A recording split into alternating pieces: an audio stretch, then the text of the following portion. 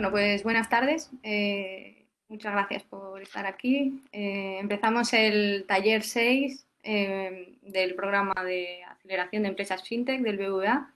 En esta ocasión la temática es prepararse para crecer. Bueno, como en cada ocasión contamos con invitados especiales de excepción. En este caso contamos con Guillermo Vicandi, cofundador de Binext, y con Gonzalo García Valdecasas, abogado especializado en FinTech del despacho Écija. Y además de eso, pues igual como es habitual, vamos a tratar los temas que tienen que ver con los puntos a revisar del modelo Goldsmith para esta fase del programa, y comentaremos también el foro de inversión FinTech USA Spain, que tendrá lugar el 9 de julio.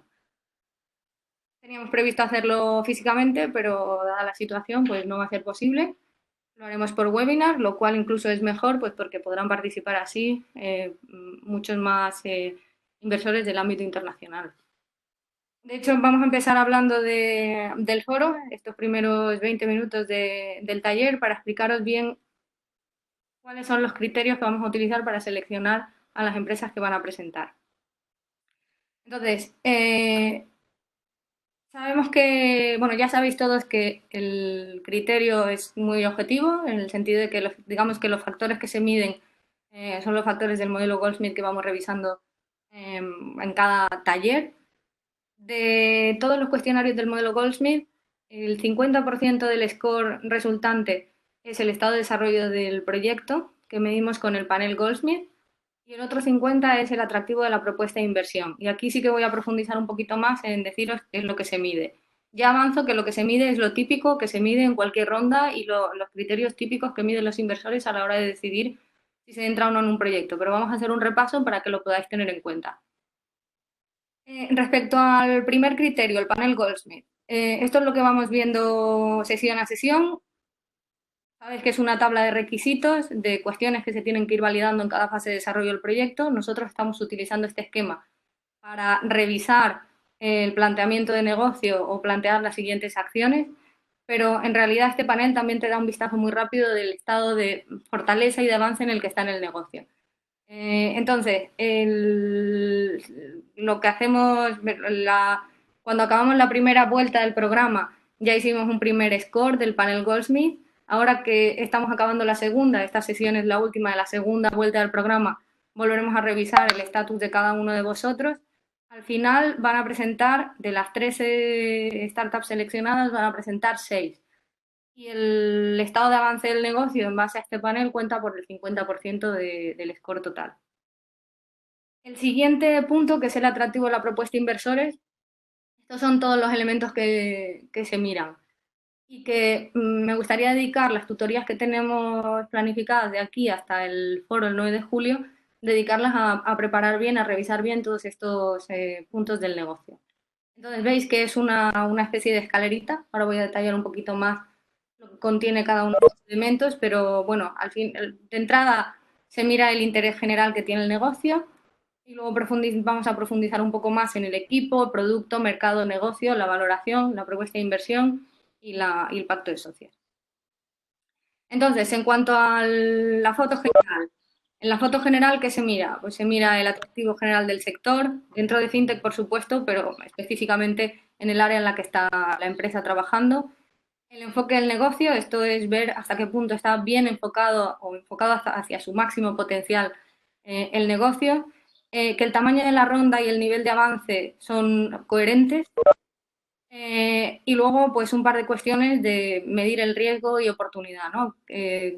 Relaciona cuánto fase está y cuánto dinero se necesita hasta llegar a ganar dinero y cuáles son las necesidades de financiación hasta llegar a ganar dinero.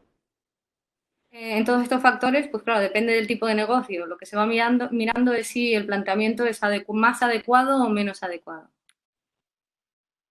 Respecto al equipo, pues se revisa lo típico, las credenciales, las capacidades, el carácter, el compromiso con el proyecto, las circunstancias, la estructura societaria y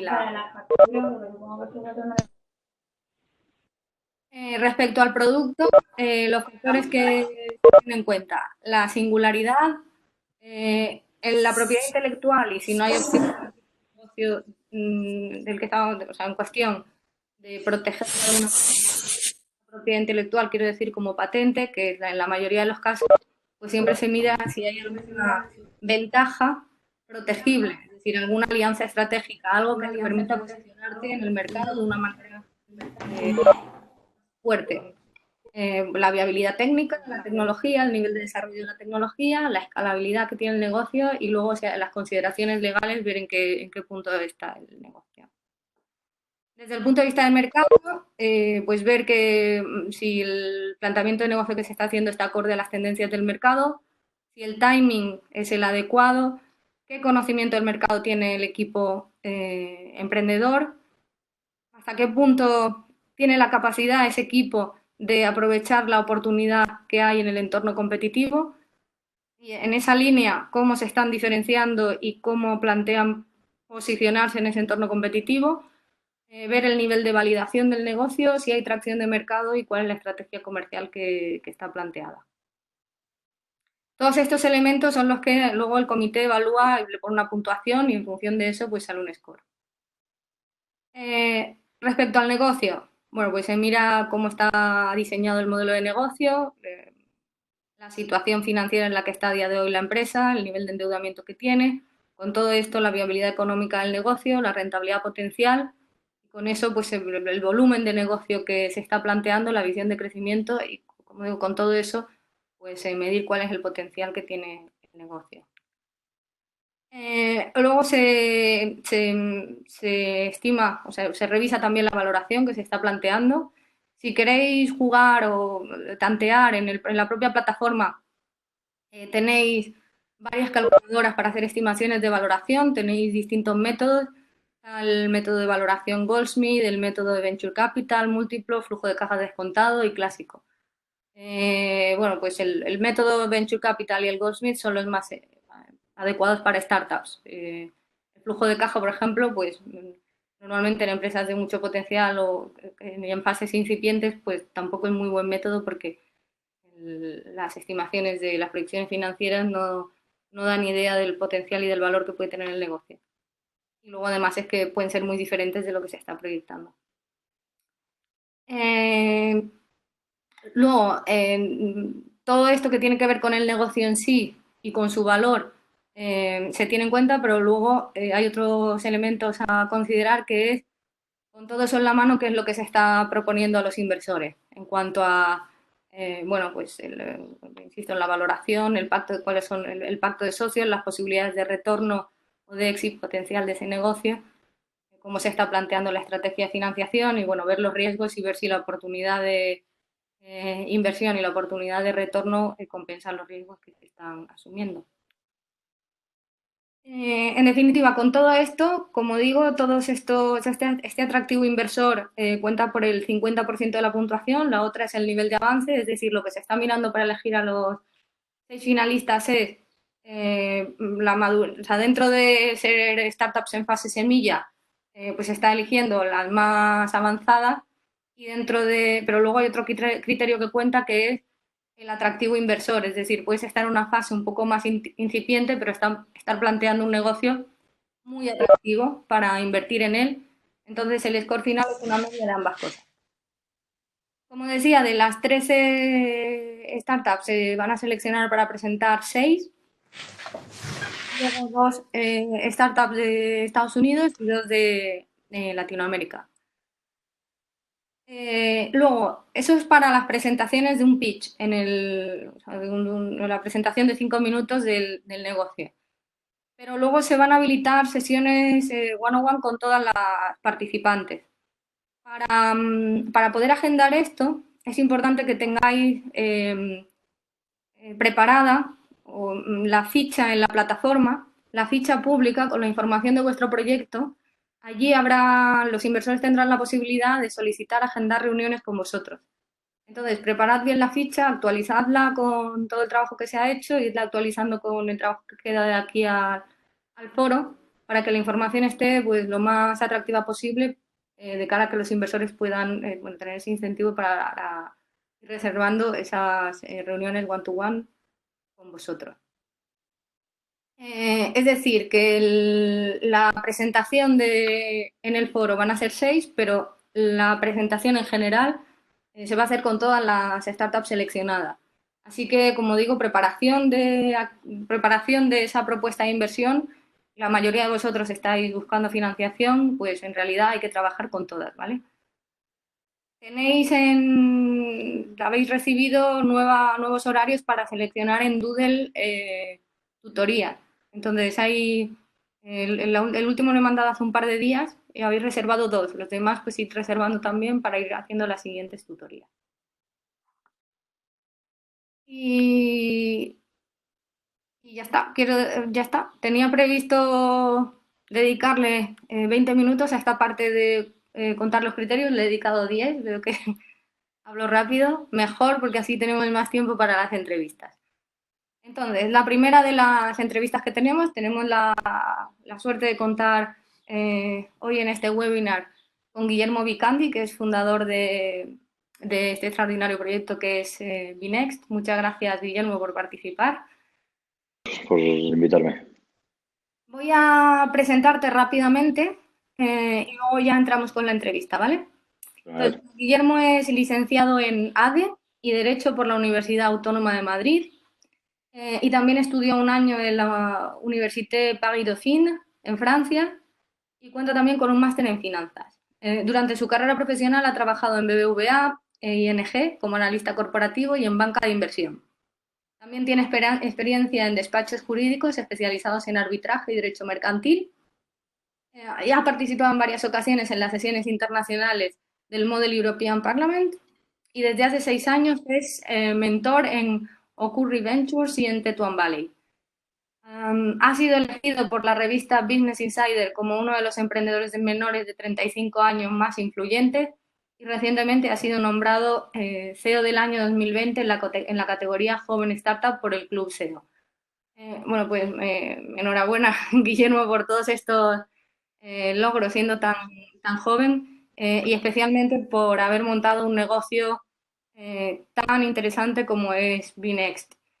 Me gustaría que nos explicaras tú, con tus propias palabras, qué es Binext. Claro, encantado. Binext es lo que se conoce comúnmente, que seguro que estáis familiarizados con el término, como neobanco, ¿vale? Se llaman neobancos porque nosotros no operamos con una licencia bancaria, tenemos lo que se llaman entidades de dinero electrónico, que no viene mucho al caso explicaros, pero no es una licencia bancaria. Pero básicamente nosotros lo que hacemos es, con esa licencia de entidad de dinero electrónico, podemos abrir cuentas a nuestros clientes, emitir una tarjeta asociada a esa cuenta. Tiene algunas diferencias con lo que puede hacer un banco, pero digamos que para el grueso de las operaciones que haces con una cuenta y una tarjeta en el día a día, pues es prácticamente lo mismo.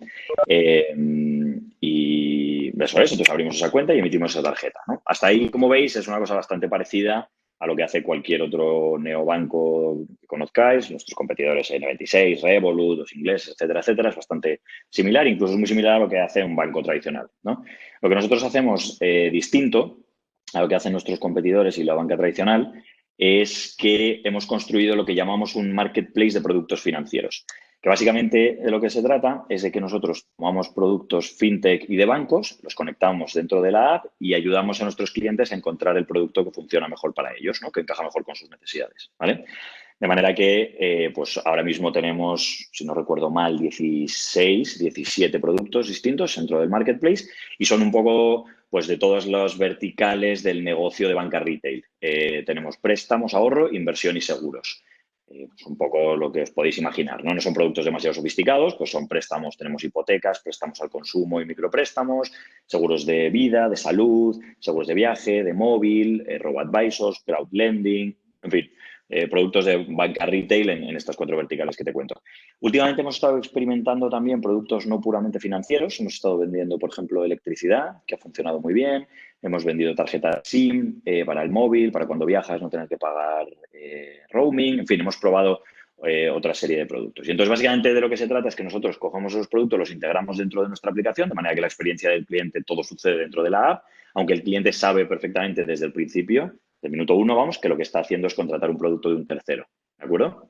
Entonces, nosotros lo que hacemos es ayudar al cliente a encontrar el producto que funciona mejor para ellos. Que eso no quiere decir que nosotros hagamos portfolio management activamente, es decir, nosotros no decimos, oye, Yael, ¿por qué no contratas este préstamo? ¿Por qué no contratas este fondo? ¿No? Sino que más bien lo que hacemos es clusterización de clientes, análisis de datos, un poquito de inteligencia artificial.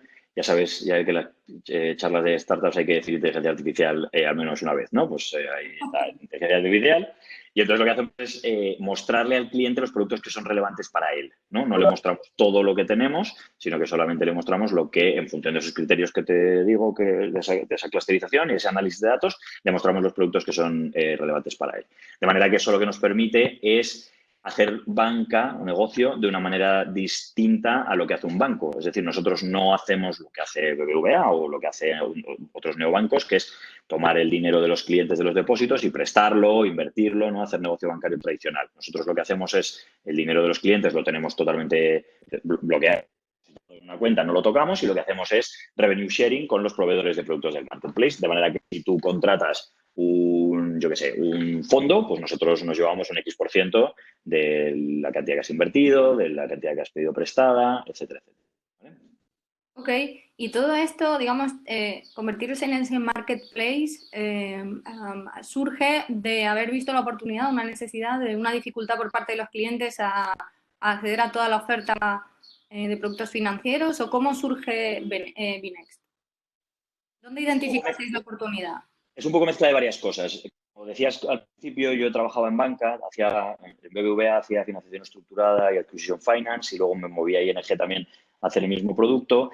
Esos son productos financieros para corporaciones, no tienen nada que ver con retail, pero son productos financieros. Nosotros hacíamos operaciones que eran gigantes, como súper sexys, de billions de euros y que estaban en la prensa todo el rato y tal, muy tal, pero luego el banco no ganaba tanto dinero con esas operaciones, ¿vale? Porque cuando hacías el P&L y mirabas dentro del P&L el coste regulatorio que tiene la operativa de ese capital y los costes regulatorios que tienen los bancos, pues hacía que, hombre, pues puesto que se ganaba dinero, pero mucho menos de lo que podías pensar en el momento, ¿no? Eso, junto con el resurgimiento que hubo hace 3, 4 años de fintechs en España, en el que lo que empezamos a ver que sucedía era que había muchísimos proyectos que se centraban en una parte muy pequeña de toda la experiencia de la banca retail, ¿no? Que cogían una vertical muy específica y se dedicaban a hacer un proyecto, o sea, un producto, perdona, muy específico, en el que pues, o la experiencia era mejor, o el precio era mejor, ¿no? Pero eran proyectos como muy verticales. Pensamos, bueno, pues a lo mejor hay una oportunidad en tratar de dar servicios bancarios sin ser un banco y, por lo tanto, evitar los costes regulatorios que tiene el tener una licencia bancaria y, por lo tanto, distinto, ¿no? Con este revenue sharing con los proveedores del marketplace y además conseguimos aunar en un único punto, como un one-stop shop, ¿no? Tu único punto de acceso a una oferta que era buena, creciente, pero con difícil acceso, ¿no? Para la gente porque son demasiadas cosas y realmente, seguramente a la gente que estamos en la llamada sí que nos interesa, pero creo que seguramente estamos todos de acuerdo en que la banca retail no es un producto súper sexy, que la gente se levante por la mañana y diga, a ver cuál es el préstamo, ¿no? Es una cosa que necesitas y que buscas, pero que tampoco te llama muchísimo la atención. Entonces nosotros dijimos, bueno, pues tratamos de dar servicios bancarios sin ser un banco, como vendiendo productos de terceros, un modelo marketplace, que eso tiene más años que el hilo negro, y a la vez conseguimos dar acceso a los clientes a ofertas de productos que son muy buenas, que tienen mejores precios, mejores experiencias, etcétera, etcétera, ¿no? Entonces eso es un poco el germen del proyecto. Lo primero que lanzamos fue el marketplace. El marketplace al principio te permitía conectar cuentas de otros bancos para que pudieras ver como tu posición 360, ¿no? Pues como Fintonic o Boomerang o esta gente que te ayudan, ¿no? Un poco a entender tu posición financiera y luego vendíamos productos de terceros. Lo que sucede es que en ese momento nos dimos cuenta de esto que parece muy evidente, que es que los productos de banco retail a nadie le interesan, ¿no? Entonces lo que pasaba era que la gente se descargaba la aplicación, se registraba, miraba un poco un tiempo y nunca jamás volvía, ¿no? Y entonces en ese momento es cuando pensamos que lo que necesitábamos hacer era construir, ni siquiera creo que fue pivotar el negocio porque sigue siendo lo que queríamos hacer al principio, pero añadimos esa cuenta y esa tarjeta con unas condiciones interesantes de manera que los clientes nos utilicen de manera recurrente el día a día para que llegue el momento que necesiten ese determinado producto que ellos prácticamente muy rara vez buscan porque no es interesante, pero cuando lo necesitan, se acuerden de nosotros y vengan a comprar con nosotros el producto. Ok, vale. Eh, Pero con este posicionamiento, vosotros ¿a quién identificáis como vuestra competencia? Es decir, vosotros es distinto de los servicios que proporciona un banco. ¿Vosotros os veis como competencia de los bancos? ¿Os veis como competencia de los, pues, por ejemplo, has mencionado a Fintonic? ¿Os veis como competencia de otros neobancos? Bueno, de los otros neobancos, por supuesto, pero quiero decir, ¿cómo en el mapa competitivo, ¿a quién identificáis vosotros como vuestra competencia? Nosotros, yo creo que con respecto a otros, nuestro posicionamiento es un poco distinto desde el punto de vista de lo que ofrecemos del producto, pero evidentemente competimos por el mismo cliente, ¿no? Por más o menos el mismo tipo de cliente. Con respecto a los bancos tradicionales, de nuevo, el posicionamiento del producto es diferente, pero nosotros tratamos de quitarle clientes a los bancos tradicionales, ¿no? O que el cliente nuevo que se hace cliente por primera vez de un banco, pues que se lo haga con nosotros y no con un banco tradicional, ¿no?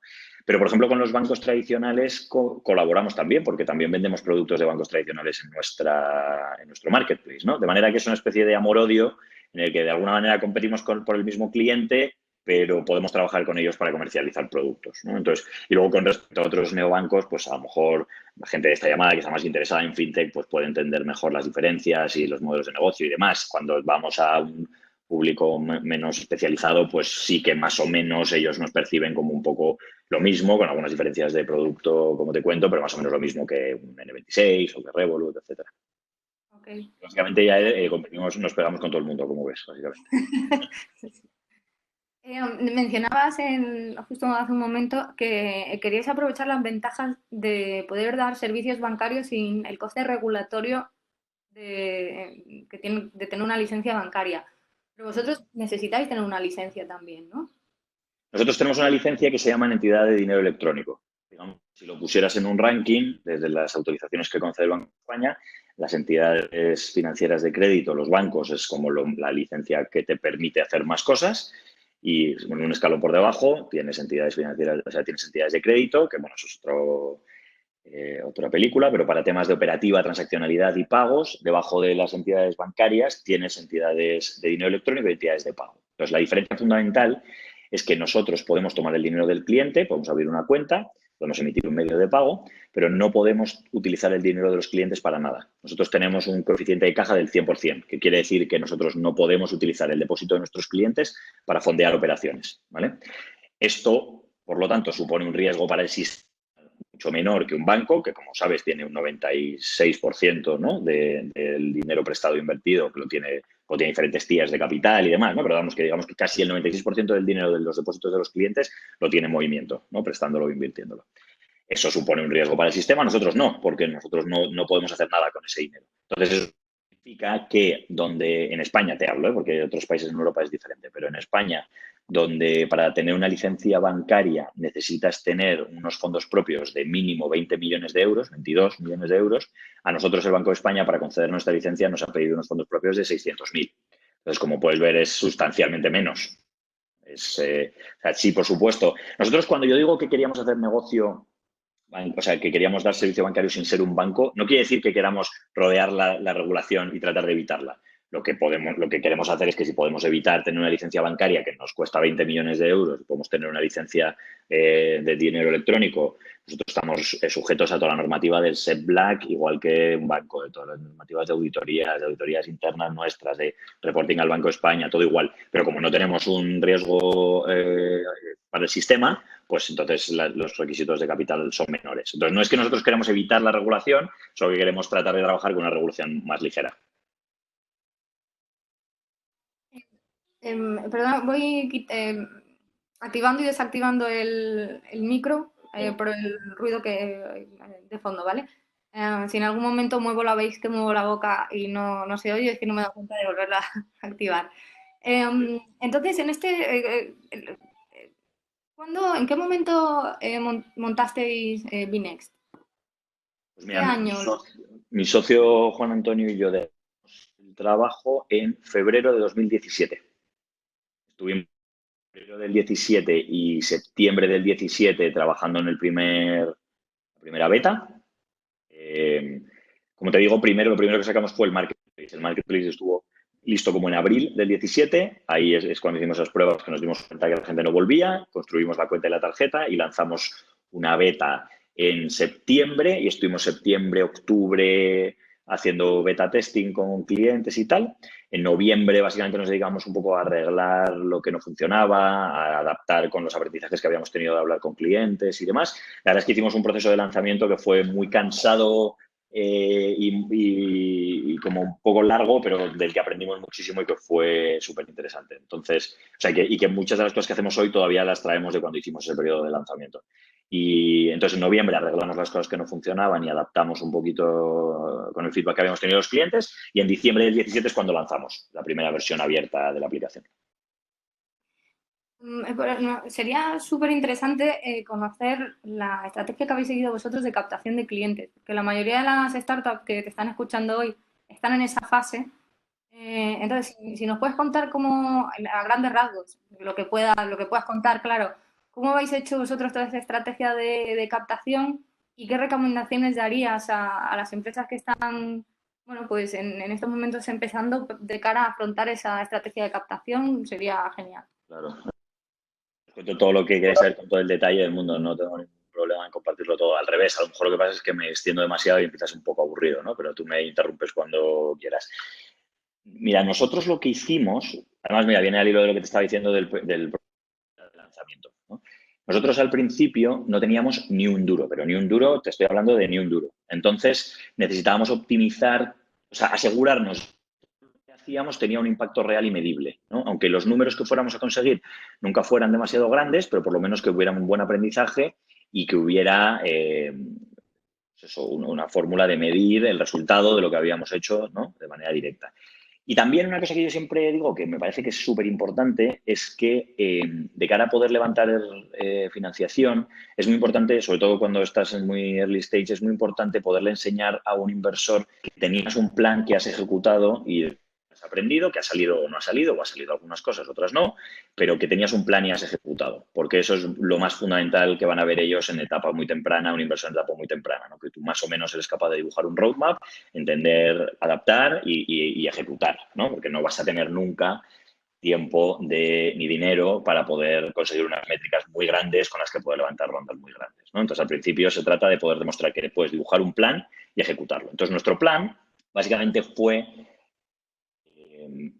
yo soy de la opinión, a lo mejor aquí en otras sesiones anteriores habéis dicho, no sé, yo soy de la opinión que en el mundo startup hay como una especie de querencia por a ver quién dice la cifra más grande, ¿sabes? A ver quién dice el mercado más grande, con este mercado, este producto se dirige a tantos billions de personas y son tantos trillions de euros y no, a ver quién dice la cifra más bestia.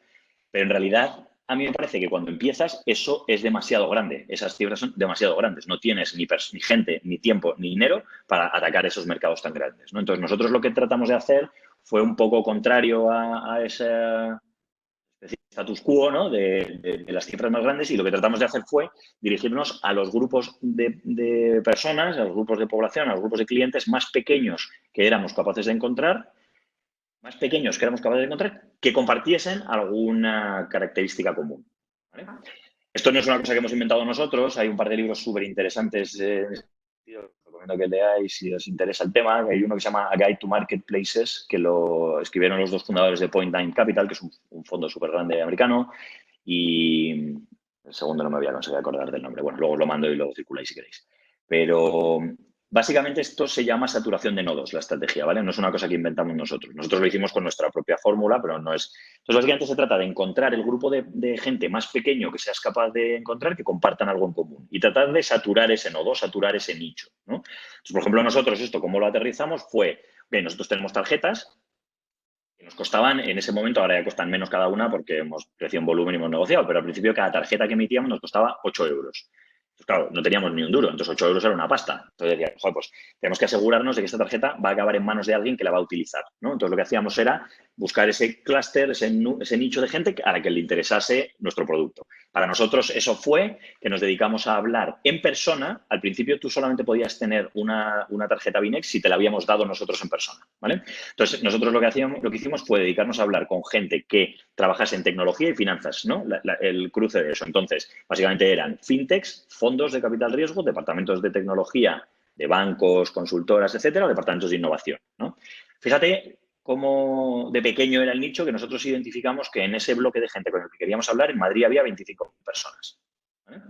En realidad, si lo piensas, 25, o sea, si tú le dices a los inversores del foro ese que tenéis dentro de un mes, si les dices que vas a atacar un mercado de 25.000 personas, se van, ¿no? Se levantan y se van. Pero 25.000 personas es un grupo suficientemente grande como para poder hacer un test interesante, suficientemente pequeño como para que sea controlable, ¿no? Entonces, nosotros lo que hacíamos era, pues eso, invitábamos a gente a nuestra oficina a veces, que en aquel momento estábamos en el Centro de Innovación del BBVA, entonces a veces invitábamos a gente a nuestra oficina y les contábamos lo que estábamos haciendo, les dábamos una tarjeta y les pedíamos que nos dieran feedback cuando la fueran utilizando. Entonces, lo que hicimos fue ir identificando esos diferentes nichos con un que subyace en esta estrategia es que si tú consigues hablar con gente que comparte alguna afición en común y hablas con un grupo de esos, es fácil que esa gente conozca a otra gente de ese mismo grupo, ¿no? Y que hablen de tu proyecto, ¿no? De manera que tu producto se vuelva viral dentro de ese bloque, ¿no? Luego lo que haces es identificas otro segundo bloque de gente, que por ejemplo para nosotros era el mismo tipo de personas en Barcelona, el mismo tipo de personas en Bilbao, en Valencia, ¿no? Fuimos por varias ciudades. Entonces, la idea era que atacando esos nichos, la gente dentro de esos nichos se hablasen entre ellos y que en algún momento, cuando has saturado suficientes nodos, son los nodos los que se empiezan a hablar entre ellos, ¿no? Pues el tío que trabaja en BBVA Innovación en Madrid habla con el tío que trabaja en BBVA Innovación en Barcelona y le cuenta que ha estado en una charla de unos tíos que hacen no sé qué, no sé cuánto, y se empieza a hacer viral, ¿no? Entonces es una estrategia que se llama saturación de nodos. Al principio nosotros lo hacíamos offline, en plan de ir o sea, de darle la tabarra a la gente, organízame una reunión ahí con tu junior, y invitando gente a nuestra oficina. Y luego, cuando eso ya empezamos a tener números y ya dejó de ser escalable, entre otras cosas porque nos iba a dar un infarto de no dormir y de estar todo el día viajando, trasladamos esa misma estrategia online. Entonces, online lo que hicimos al principio fue, venga, pues nichos de gente que le pueda interesar nuestro producto. Pues como el tipo de cambio que nosotros damos es el mejor del mercado, porque no metemos spread al swap de Visa y tal, pues decían, mira, pues vamos a tratar de saturar los viajeros. Entonces empezamos a salir en blogs de viajes, en foros, Instagramers con viajes, bla, bla, bla. Después de los viajeros, gente que quiere pagar online de manera segura. Entonces no se fía de que le vayan a robar, pues una tarjeta prepago, pues a estos. Luego, madres y padres que quieren dar una tarjeta a sus niños, pues a estos, ¿no? Y empezamos a saturar esos nodos para que se hablasen entre ellos. Entonces, en realidad, eso que lo hicimos bueno, ¿no? Pero que en el origen lo hicimos, yo creo que con mucho aprendizaje, pero bastante bien. Mira, nosotros en la primera fase hablamos con unas 200 personas en 2 meses y 200 personas más la gente que vimos en el South Summit, ¿vale? Que eso no les contamos porque fue un poco desmadre, porque había mucha gente ahí, no es difícil saber, pero digamos 200 personas en eventos más el South Summit. Terminamos ese proceso de prueba, después de haber hablado con 200 personas, con cerca de 1.000 clientes, ¿vale? Por supuesto, 1.000 clientes no es mucho, pero si piensas que consigas una viralidad de casi 3 veces por cada cliente, es brutal, ¿no? Entonces, en realidad, con eso levantar la primera ronda, porque le pudimos explicar a la gente, oye, nosotros teníamos un plan, una estrategia, la hemos adaptado, a cosas no han salido, otras sí, ahora te cuento la parte bonita, la parte que no salió, pues ya ni me acuerdo, ¿sabes? Pero les podíamos contar un poco la estrategia y con esa estrategia conseguimos levantar una primera ronda. Con eso teníamos un poco más de fuerza de tiro para ir a la segunda iteración de la misma estrategia, que era lo que te digo online, ¿vale? Entonces, básicamente, el resumen de todo este tostón que te cuento es que yo creo que tratar de atacar grupos demasiado grandes de gente al principio es imposible. Y desde luego, lo que a mí me parece un drama es, pues necesito 300.000 euros de mi primera ronda, los cuales voy a meter 100.000 a marketing online. Pues vas a perder los 100.000 euros, los vas a perder y no vas a conseguir nada. O no sé, a lo mejor es un genio del marketing online, pero es muy difícil, ¿no? Porque los algoritmos os tardan en aprender, hasta que tú identificas quién es tú, vas a perder. Entonces yo siempre digo que creo que es mejor tratar de hacer una estrategia en la que hay que tener paciencia, porque nosotros nos estábamos quedando sin dinero en la cuenta, pero sin dinero que te estoy hablando de que antes de cerrar la ronda teníamos 1.800 euros en la cuenta. O sea, estábamos para cerrar, ¿sabes? Pero bueno, conseguimos ahí salvar esa bola de partido y aunque tienes que tener un poco de paciencia en el proceso, los aprendizajes que tienes son mucho mejores. Y hoy, por supuesto, captamos clientes por todos los canales, utilizamos mucho paid media, por supuesto, utilizamos redes de afiliación, pero hoy en día nuestro principal canal de captación sigue siendo el boca a oreja, el orgánico y referido. Nosotros, si miras el total del periodo, los 26 o 27 meses que llevamos con el producto en la calle, el 77% de los clientes que hemos captado han venido orgánicos o invitados por alguien que está dentro. Y esto es un aprendizaje de lo que hacíamos al principio, claro. Justo eso era lo que te iba a preguntar. Bueno, me parece súper interesante como estrategia. Pero te iba a preguntar cuánto tiempo. Tío, esto fue el growth que lo fue Alfonso Sainz de Baranda, que si no le doy crédito luego se enfada, pero eso fue idea suya totalmente. Bueno, pues cuando salís de baranda, enhorabuena, me parece una estrategia súper inteligente. Y te iba a preguntar cuánto tiempo estuvisteis con esa estrategia, es decir, enfocados en esa estrategia únicamente, o cuándo empezasteis a- a enfatizar más en un marketing más online. Pues sinceramente, hace muy poco, muy poco. Hemos empezado a hacer, o sea, siempre hemos tenido presencia online, pero adquisición de clientes online, que es distinto, ¿no? O sea, hacíamos branding, cuidamos el Instagram, el Twitter, tal, todas esas cosas, eso sí, pero captación online le hemos empezado a dar fuerte hace 6 meses o 5 meses, hace poco.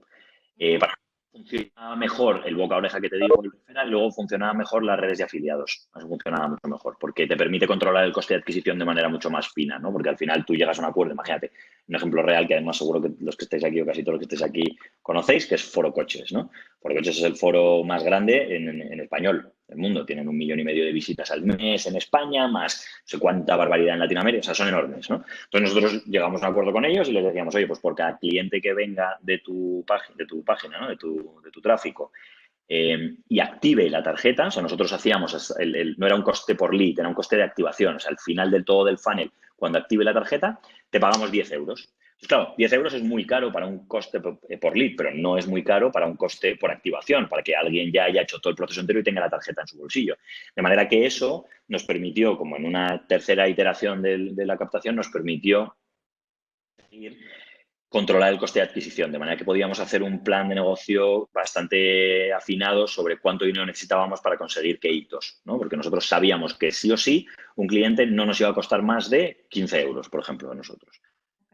Los 10 del afiliado, más los 5 del hard cost de la tarjeta y el envío y no sé qué, 15 euros. Entonces nosotros sabíamos que ese era el techo de lo que podíamos pagar y que con el dinero que teníamos entre 15 euros menos los gastos fijos se podía llegar a tal cifra, ¿no? Y de luego era un plan que podíamos ejecutar. De manera que yo cuando me iba a hablar con un fondo y le decía, oye, estoy haciendo esto y tal, y me decían, pues es muy pronto para nosotros, ven a contármelo dentro de 6 meses o de 4 meses o lo que fuera, ¿no? Y yo iba y les decía, dentro de 4 meses, mira, ¿te acuerdas que te dije que íbamos a hacer esto? Pues lo hemos hecho, el coste de adquisición, efectivamente, o no han sido 15, han sido 13 porque hemos conseguido no sé qué, y te dije que iba a tener 50.000 clientes y tengo 70.000, pues la gente no veía la cifra, no miran 70.000 es mucho o poco, lo que miran es, pues estos tíos tienen un plan, con lo cual si yo a este tío le doy 1 millón, pues más o menos puedo entender hacia a dónde va a llevar la compañía. Entonces, Ok. por eso yo insisto tanto en lo del plan, porque es lo más importante. Cuando estás en early stage, yo creo que la única prioridad tiene que ser tener un plan que puedas ejecutar, y que puedas explicar y que puedas demostrar pasado el tiempo que lo has hecho y por qué lo has hecho y cómo lo has hecho y qué has aprendido. Porque es imposible tener números muy grandes para levantar pasta. Solamente tienes que enseñar que en algún momento del final del camino hay una olla llena de oro y que tú sabes dónde está el camino y que necesitas ese dinero para, pero que tú sabes dónde está y cómo se llega y cómo se está haciendo. Y eso es lo único importante para poder en early stage, en mi opinión. Por eso nosotros lo hicimos, funcionó y insisto mucho yo en eso siempre.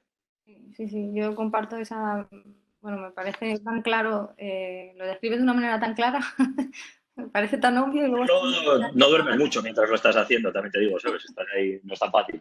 Pero sí que es fácil interpretar rápido qué es lo que está pasando, porque estás con contacto muy cercano. Sí que es fácil rápido entender si lo que estás haciendo tiene sentido o no, o qué tienes que cambiar, por qué no está funcionando e iterarlo. En tiempos que a ti desde dentro te desesperan porque parece que es demasiado tiempo, pero con un poco de perspectiva te das cuenta que es súper rápido y que en realidad no pasa nada. ¿Sabes? Has comentado un poco la estrategia de afiliación y has puesto algún ejemplo, pero ¿nos podrías decir un poco más de cómo la tenéis, cómo es esa estrategia de afiliación que tenéis? O sea, digamos, la Sí, propuesta que tenéis a afiliados o algo así.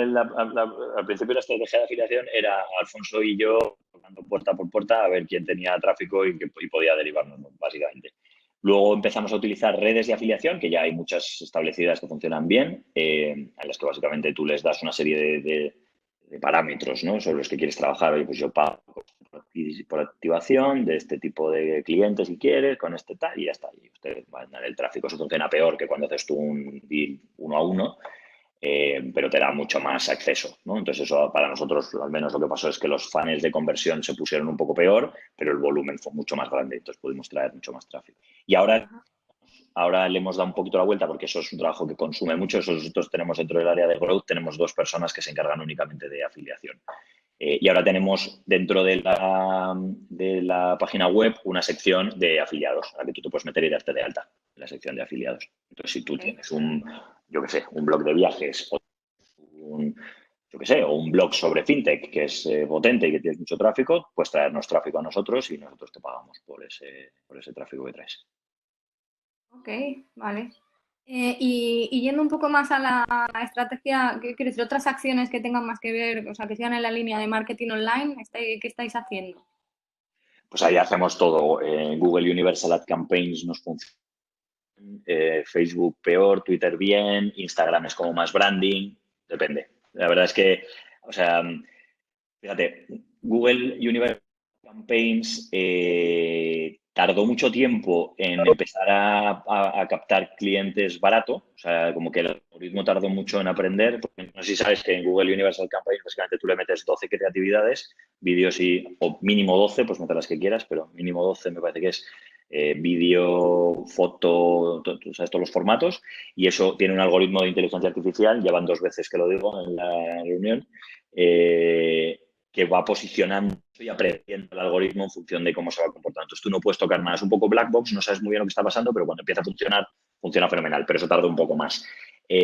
Facebook, por ejemplo, tenemos campañas que hoy funcionan muy bien, aunque te diré que el coste de adquisición de clientes sigue siendo más alto para nosotros.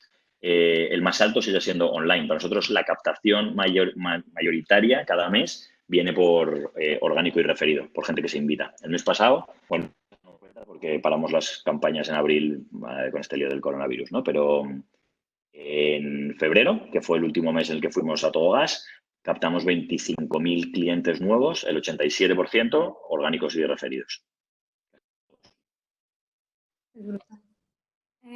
Y si tuvieras, bueno, ya has dado muchísimas guías y recomendaciones, pero por sintetizarlas, 2 o 3 líneas, vamos a decir, de acción que pudieses decir, recomendaciones a una startup que está en fase semilla, o sea, eh, digamos un poquito más a semilla, early, y están planteando esa estrategia de captación de clientes.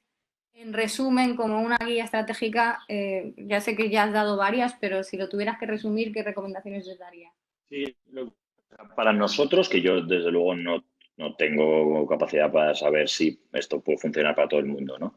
Pero tiendo a pensar que la base de sí, porque al final si piensas, partes de la premisa de que realmente toda la gente que estamos en esta llamada, según entiendo, y que era donde estaba yo hace no tanto tiempo, 2 años o así, estás pensando que no tienes mucho dinero, no tienes mucho tiempo, lo que tienes que tratar de hacer es optimizar los recursos que tienes a lo bestia. Entonces, ponerlo en orden.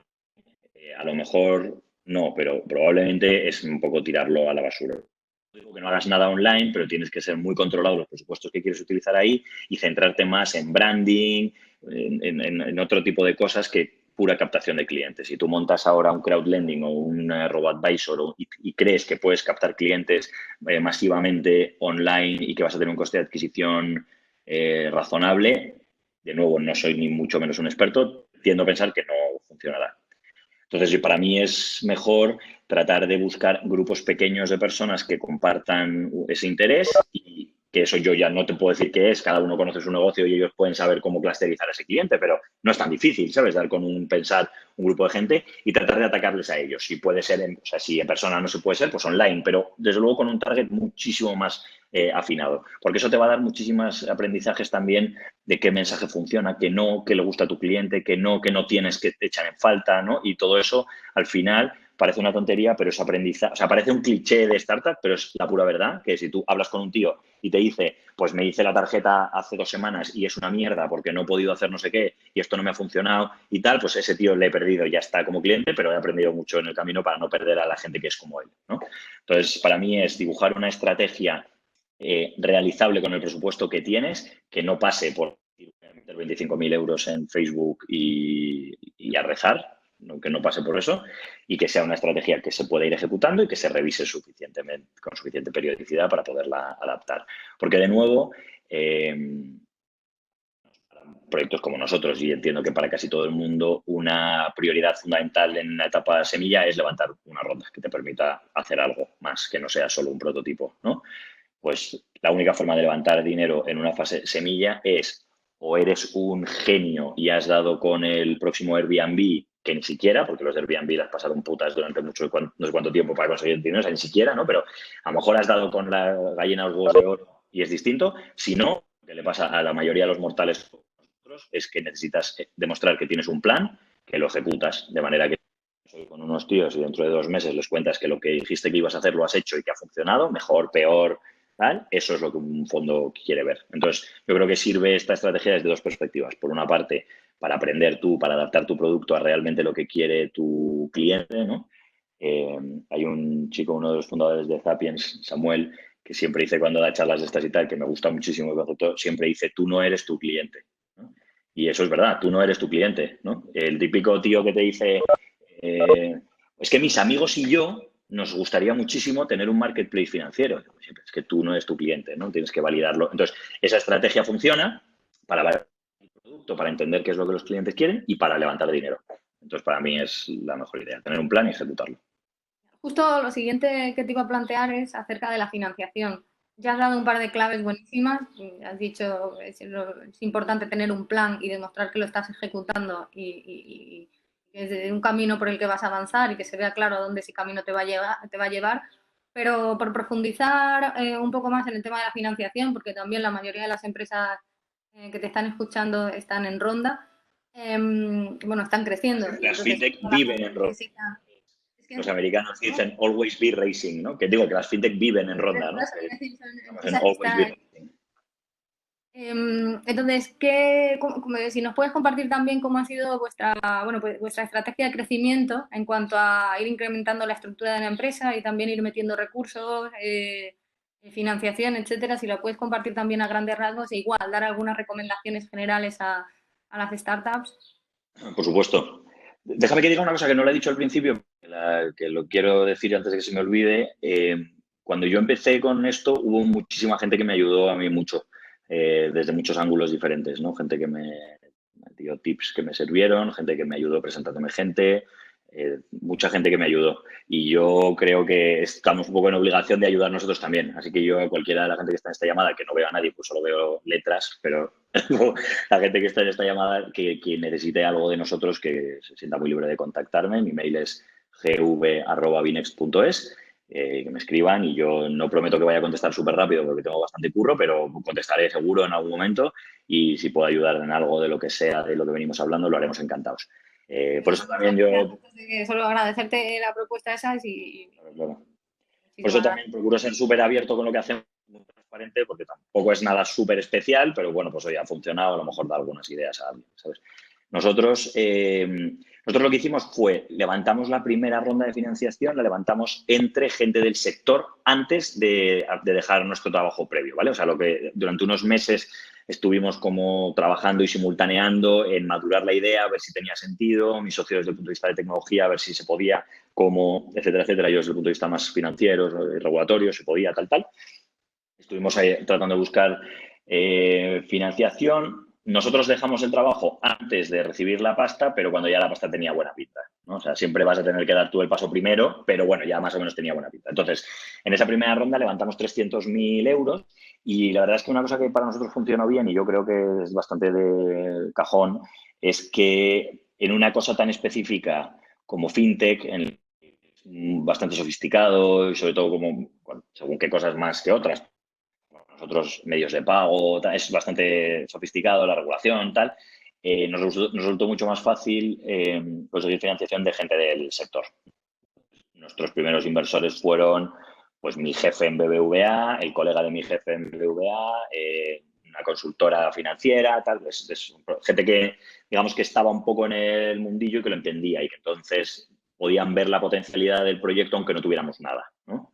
Entonces, con eso levantamos 300.000 euros ya te digo, tampoco, pues eso, a lo mejor tickets de 30.000 euros, una cosa, creo yo, razonable, conseguible.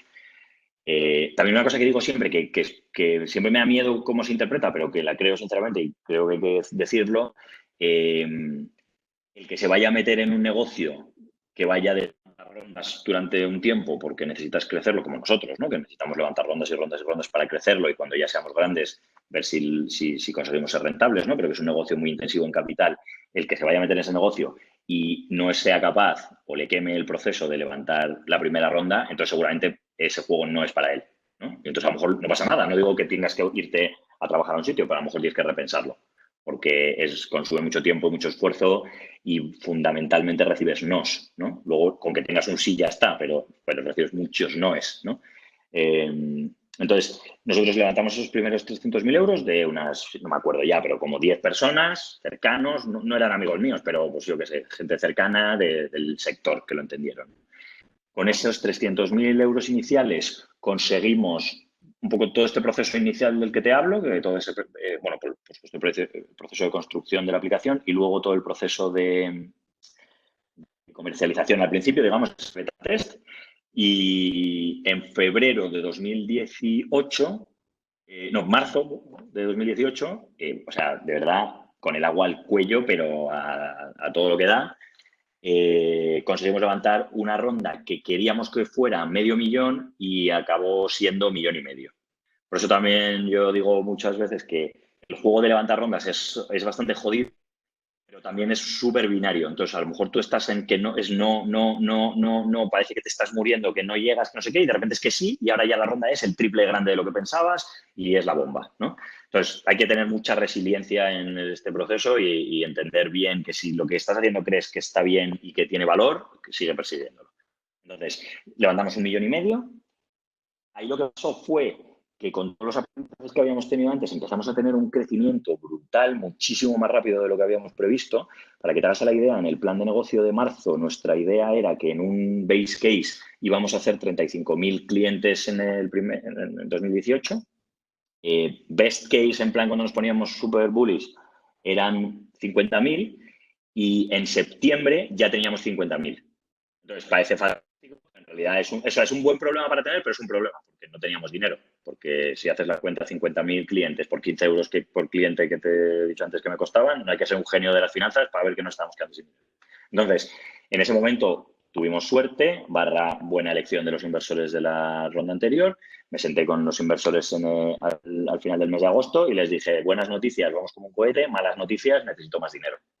Y en ese momento fue muy claro para mí cómo inversores es bueno. Si los inversores que tienes son buenos, es lo mejor que te puede pasar. Nosotros tuvimos unos inversores fabulosos que yo les pedí 1,5 millones más como de puente hasta la Serie A y ellos nos dieron 4 millones más.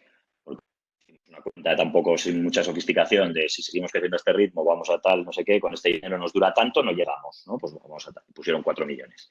Con esos 4 millones generamos un poco de ruido como en el mercado de los VCs y conseguimos traer 3 millones más de fuera, de inversores de fuera que ya no estaban, que se unieron en ese puente. Total, que al final el puente acabaron siendo 7 millones. Con esos 7 millones nos fuimos hasta julio del año pasado, en el que de nuevo íbamos derrapando, pero no te puedes hacer la idea. O sea, que suena muy sexy lo de levantar 7 millones y luego, pero en realidad, antes de cerrar la Serie A, o sea, yo básicamente mi trabajo era estar al teléfono con los proveedores diciéndoles que les iba a pagar, que confiasen en que les iba a pagar, pero que tenían que darme un mes o un mes y medio para conseguir la pasta. Conseguimos la pasta y de nuevo es por lo que te digo, que es muy binario. Nosotros la Serie A queríamos que fuera de 10 millones y en cuanto conseguimos 7, así de la noche a la mañana teníamos casi 20 disponibles. Porque eso genera mucho lo que llamamos en la jerga de Venture Capital FOMO, ¿no? Fear of Missing Out. Un fondo te dice que no hasta que ve que otro entra y de repente ve que otro entra y dice, coño, ¿y qué ha visto este que yo no he visto? ¿no? Y entonces está, 20 millones. Entonces ya 20 era demasiado grande y lo dejamos a un par fuera y lo hicimos de 15 millones. Con esos 15 millones, bueno, luego en octubre hicimos un crowdfunding, que eso lo hicimos por un poco de PR y para un poco engagement con nuestros clientes y tal. Y captamos vía crowdfunding otros 3 millones, hicimos bastante ruido y otros 2 fondos nos metieron otra vez pasta, con lo cual hicimos como un top-up de 5 millones más. Y eso es donde estamos ahora. Y ahora acabamos de cerrar, que todavía no se ha anunciado, pero acabamos de cerrar una ronda interna, una ronda de crisis coronavirus, como todo el mundo. Bueno, como todo el mundo que puede, pero digo que como que todo el mundo está intentándolo, pues una ronda de coronavirus, no porque la necesitásemos, pero sobre todo para manejar un poco la incertidumbre. Como no sabemos qué va a pasar, ni cómo se van a cerrar los mercados, ni qué va a suceder, pues hemos levantado más pasta para estar tranquilos con el cash y asegurarnos que podemos sobrevivir el tiempo suficiente hasta por lo menos saber si el mundo post-coronavirus es un caos absoluto o no.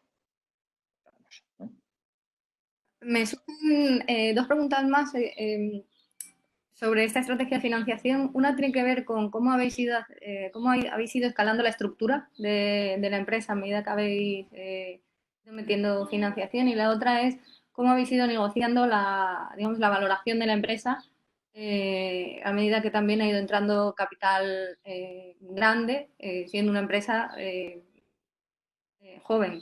Entonces, esas dos preguntas, ¿cómo habéis jugado cómo habéis balanceado esas variables?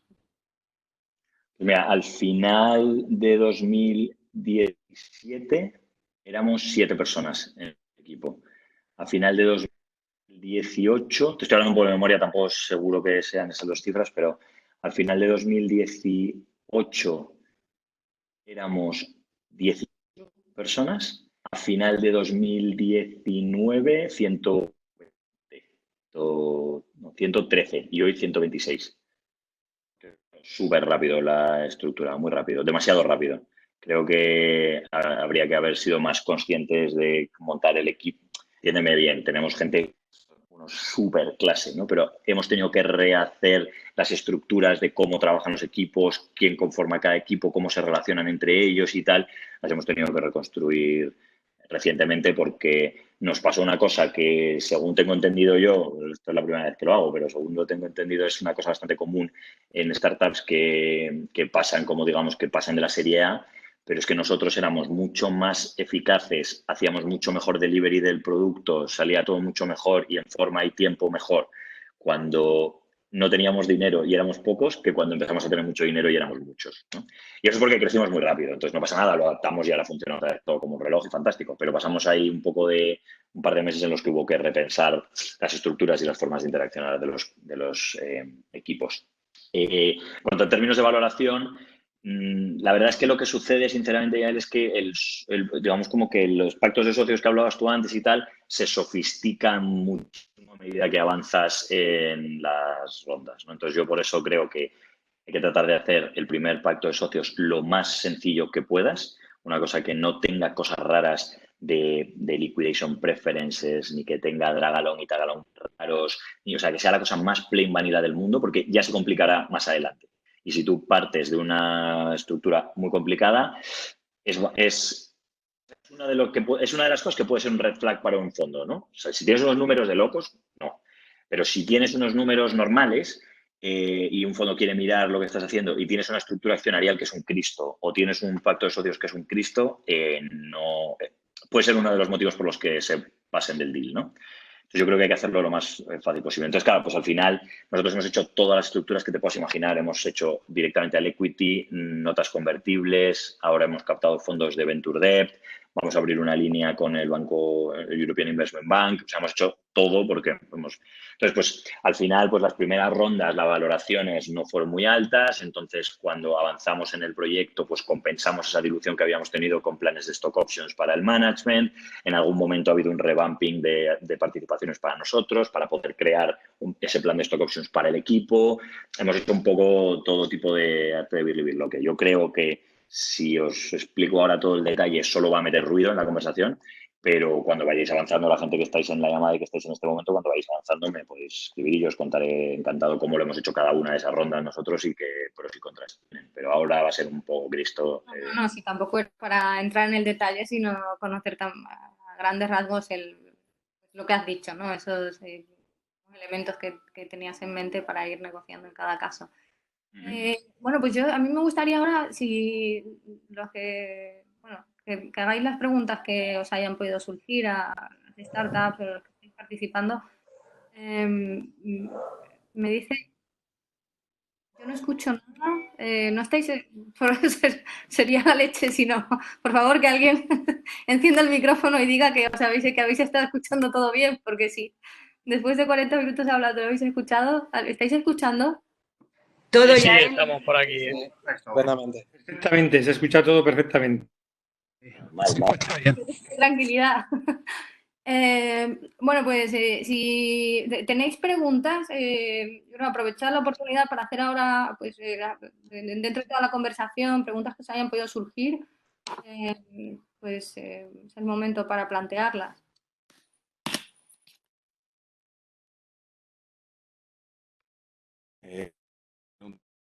Por si la quieres hacer.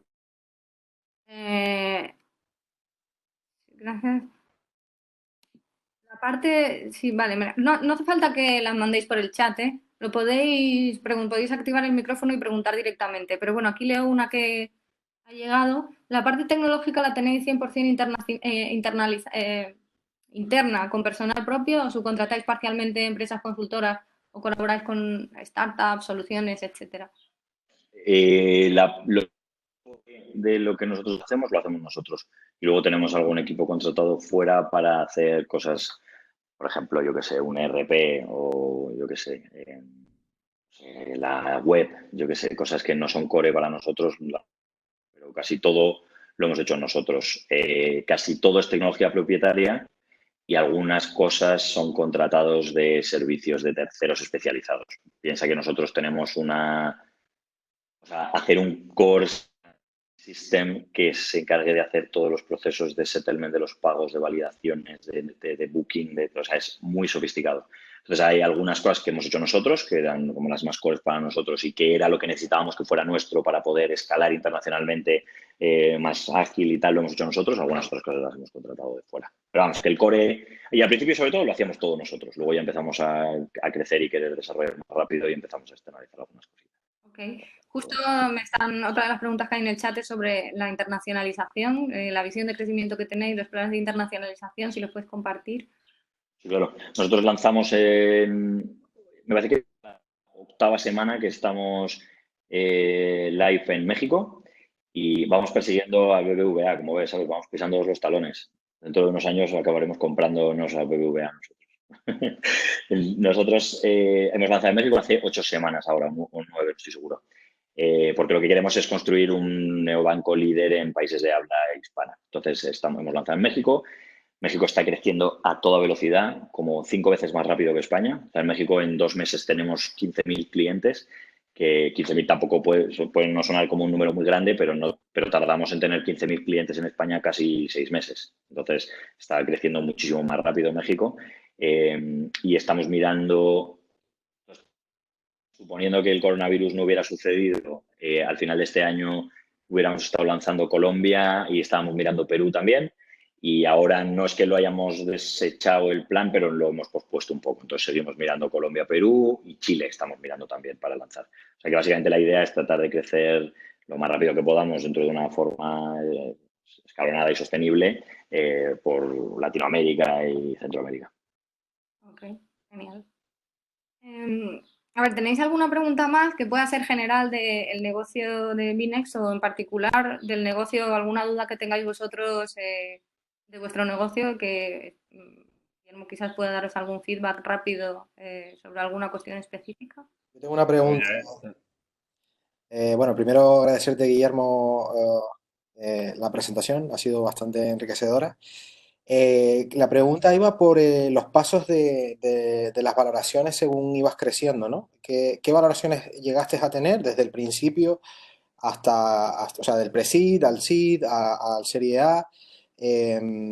Y sobre todo en cada fase, ¿qué fue la métrica que fue importante para ti para esa valoración? Porque yo, por ejemplo, negociando con los inversores, nos enfocamos mucho bueno, los inversores se enfocan mucho en ver qué tracción, ¿no? Y qué métricas miden, pero sobre todo en las fases iniciales, ¿qué es lo que mostraba para valorar ese sector, ¿no? Te voy a contestar, ¿vale? No voy a tratar de ahí la pregunta, ¿vale? Te voy a contestar, pero primero te pregunto yo a ti ¿en qué ronda estáis vosotros ahora levantando? ¿La primera? Nosotros estamos en Pre-Seed, justo ahora con Adventure con Yael, levantando una ronda muy pequeña. Hemos hecho 2 rondas pequeñas, unos 155.000 euros. ¿Y por qué te preocupa el tema de la valoración en el momento en el que estás? Bueno, porque para poder escalar realmente necesitamos bastante capital y me temo, una de las preocupaciones máximas es que la valoración sea muy baja, sobre todo aquí en España. Para poder escalar lo primero que necesitas, pero para poder escalar lo primero, de verdad, ¿no? De verdad que te voy a contestar, Sí. no te estoy marcando. Sí, sí. Pero para poder escalar y poder crecer, lo primero que necesitas es el dinero, ¿no? El dinero va primero, con el dinero crecerás después, ¿no? Con lo cual, en realidad, el dinero más caro de todos es el que no tienes, ¿no? Eso es verdad. Eso es. Porque yo creo que es un error muy común, que yo también lo hacía, todo el mundo, pensar que todo va a pivotar en torno a la valoración que cierres hoy. Y es mentira. Eso no es así. No te lo digo porque tenga yo ningún interés en que tengas una valoración ni más alta ni más baja, porque yo tengo exactamente 0 euros ahora mismo y no podría ni contemplar una inversión de ningún tipo. O sea, no es eso. Lo que te quiero decir es que hay mucho, yo conozco mucha gente, tío, desgraciadamente bastante gente, que termina por no cerrar una ronda por obcecarse con una valoración. Y una valoración baja hoy se puede arreglar mañana. No pasa nada, se puede arreglar. Hay miles de mecanismos en los que se pueden arreglar. Con eso de verdad, no te quiero decir que no pelees una valoración mejor. Lo que te quiero decir es que hagas bien el análisis, tú o tus socios o lo que sea, hagáis bien el análisis de este tío me está ofreciendo tanta pasta a este precio, que es menos de lo que yo quería. Vale, pero ¿qué más da? ¿No? El coste de oportunidad, el extra tiempo que voy a tardar en conseguir ese mejor precio y el riesgo que asumo, suponiendo que no lo voy a conseguir, es mucho más caro que bajar hoy en la valoración. ¿Vale? Dicho lo cual, nuestras valoraciones fueron 1 millón, 5 millones, 50 millones, 85 millones. Ok. Muchas gracias, Guillermo. Sobre todo, perdona, es que esto es una cosa muy... Casi lo único que he hecho durante todo este tiempo ha sido fundraising, más cosas, ¿no? Lo he hecho yo solo, ¿no? Y tengo como el que dice el culo pelado de estos temas del fundraising. Ahora mismo estamos, tío, en un momento en el que velocidad tiene que priorizarse sobre importe y sobre precio el 100% de las veces. Es que da igual ahora el precio que te ofrezcan hoy, hoy en real, hoy por el coronavirus. No te hablo de... O sea, hoy, el precio que te ofrezcan, cógelo. El dinero que te ofrezcan, cógelo. Lo que hoy te parece barato, dentro de 3 meses puede ser carísimo. No sabemos qué va a pasar. Hay una incertidumbre salvaje. Tú coge la pasta y cuanta más pasta puedas coger, mejor. Nosotros, ¿te acuerdas? Antes estaba diciendo que nosotros dejamos fuera a 5 millones de pavos en la Serie A, ¿no? O sea, el proceso de negociar la ronda interna que hemos hecho, no te puedes imaginar la cantidad de veces que he pensado, me cago en la puta, ojalá hubiera cogido los 5 millones aquellos que dejé fuera, ¿sabes? Porque esos 5 millones que entonces no los quería porque me diluían, hoy el doble de caros. ¿Sabes? Es fundamental. O sea, no te estoy diciendo que regales la compañía, pero hay fórmulas. Y oye, si no estás cómodo, tú dices, venga, pero si yo consigo este hito y este hito, se repiensa la valoración. Me das un revamp o me das un plan stock options que tiene este tamaño, si consigo esto, este tamaño, si consigo esto. Hay miles de mecanismos, ¿sabes? Pero la valoración, te lo digo, Isidro, con tanta insistencia, porque cuando estás donde estás tú, que he estado yo ahí hace nada, crees que el único mecanismo que hay es la valoración y la dilución y ya está. Pero eso no es verdad. Hay miles de mecanismos para arreglarlo a posteriori. Miles. Hay cosas dentro de nada, si las cosas te salen bien, que estoy seguro de que sí, hay cosas dentro de nada que te van a joder muchísimo más que la valoración. Las liquidation preferences, los anti-dilution, o sea, la cosa se sofistica del carajo. Para llegar ahí y poder negociar necesitas el dinero de hoy. El dinero que no tienes es el más caro. Salvo que te estén diciendo una cosa que es realmente una tomadura de pelo, coge el dinero que te estén dando hoy, pero, o sea, y firme esta noche, ¿sabes? Porque es que estamos en un momento, tío, que es que se te puede caer el castillo de naipes, se te puede caer de la noche a la mañana, no sabes por qué, a tomar por culo, se acabó, ya no tienes dinero. Entonces, ahí ya sí que ni valoración ni nada, ¿no? Ok. Es que soy muy insistente con esto porque es que conozco gente que se le ha ido a la mierda con esto. Estás dando unos mensajes o, digamos, unos tips desde mi punto de vista tan valiosos, o sea, súper, súper claros y súper interesantes, vamos. ¿Alguna pregunta más o dejamos de estrujar a Guillermo, el pobre que No, lo único que me estoy comiendo el tiempo de... Pero bueno, No, no te preocupes, no te preocupes que si algún tiempo vamos a quitar es el mío. Como a Gonzalo ahora lo vamos a estrujar también.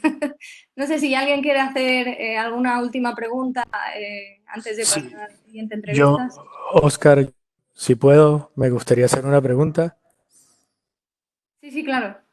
Bueno, primero, Guillermo, bro, puro tus comentarios, gracias. Mañana hablo con el Banco de España en el trámite de una licencia de entidad de pagos, ¿no? Y yo entiendo que tú arrancaste tu negocio por los tiempos que diste sin una licencia tramitada con el Banco de España, ¿no?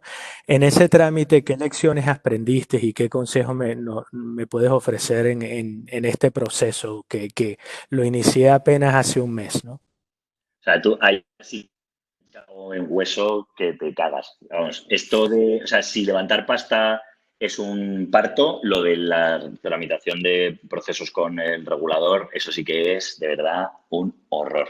¿Sabes? O sea, ármate de paciencia, pero ármate de paciencia porque el Banco de España, te lo digo de verdad sinceramente, son gente muy buena, tío, muy preparada, que están absolutamente sobrepasados de trabajo, pero otro nivel, y es súper difícil conseguir. Y además, lo que estás pidiendo, tú sabes que una entidad de dinero electrónico, que lo que nosotros tenemos y una entidad de pago es casi la misma licencia, solo que nosotros podemos emitir medios de pago y vosotros no, pero yo puedo hacer actividades de pago como las que podéis hacer vosotros con esto. En primer lugar, lo primero que te diría, si me permites, que seguramente es meterme donde no me llaman porque no es lo que me has preguntado, pero lo primero que te diría es que lo pienses bien si realmente necesitas la licencia o no, porque a veces hay más gente que te da esa licencia como servicio, ¿no? Como bancas a service, entidades que su negocio es dar ese servicio de marca blanca, de alguna manera, a gente que quiere montar servicios on top of them, ¿no?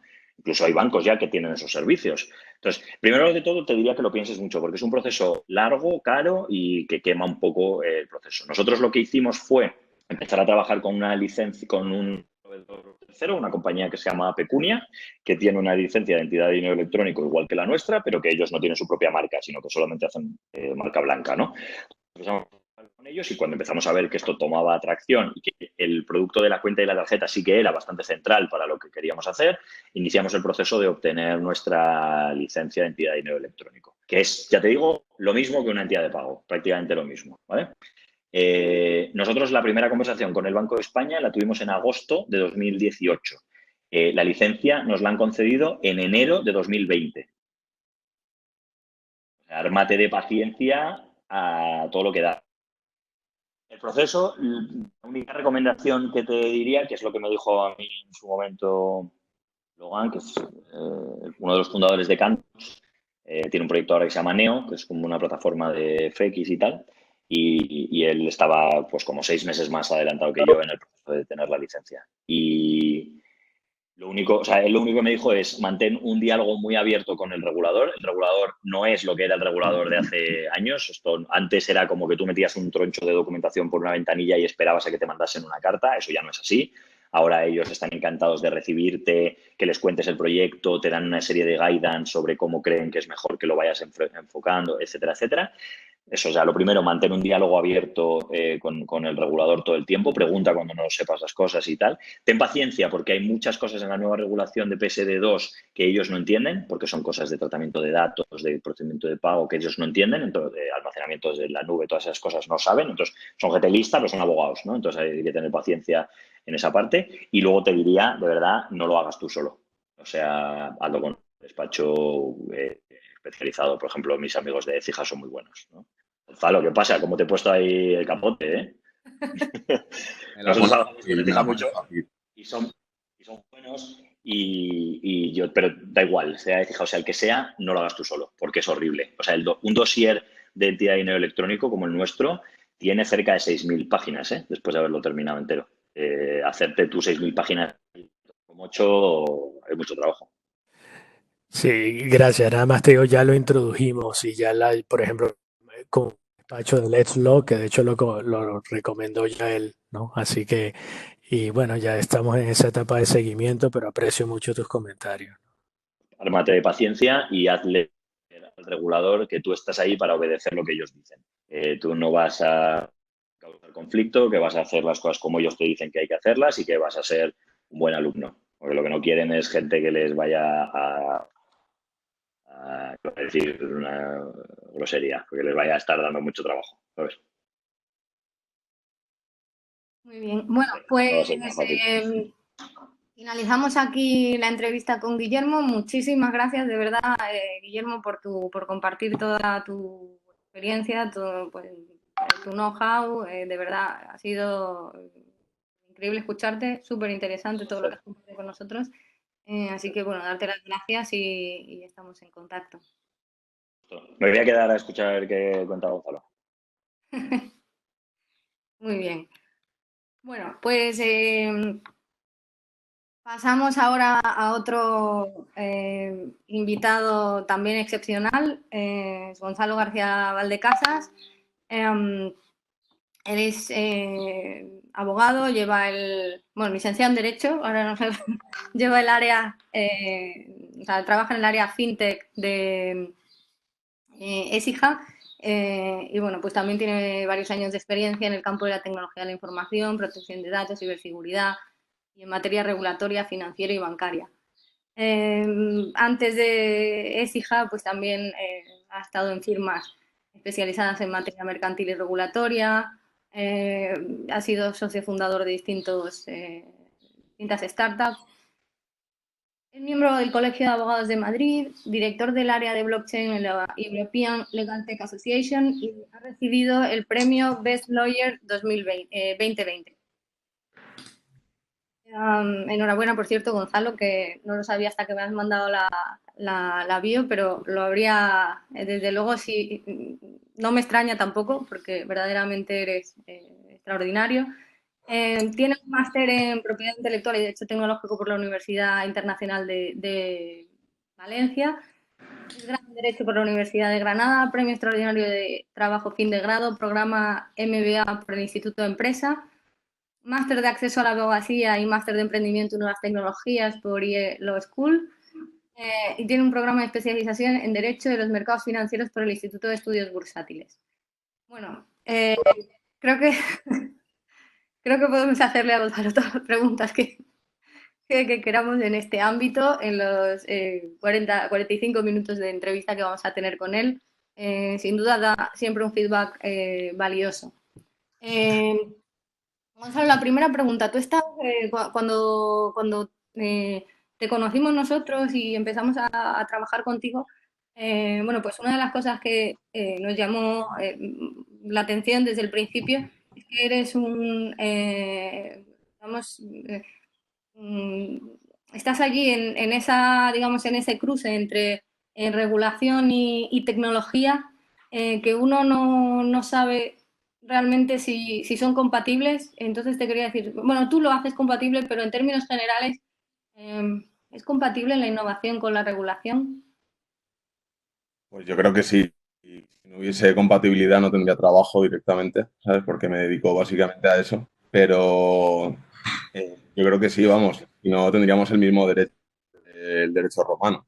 Al final la ley se va adaptando a la innovación y es compatible. A veces hay que ir un poco más allá y forzar los límites de la legalidad, pero se va adaptando. O sea, quiero decir, hay cambios regulatorios y por supuesto hay hueco a la innovación.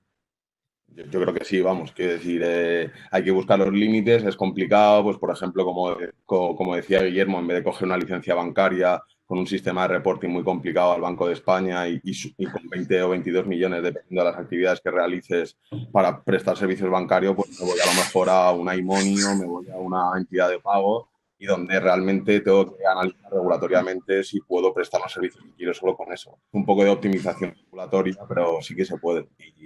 Y la ley está hecha y lo permite, ¿no? Hay que estudiarla, hay que ir con plomo, pero se puede hacer perfectamente, ¿no?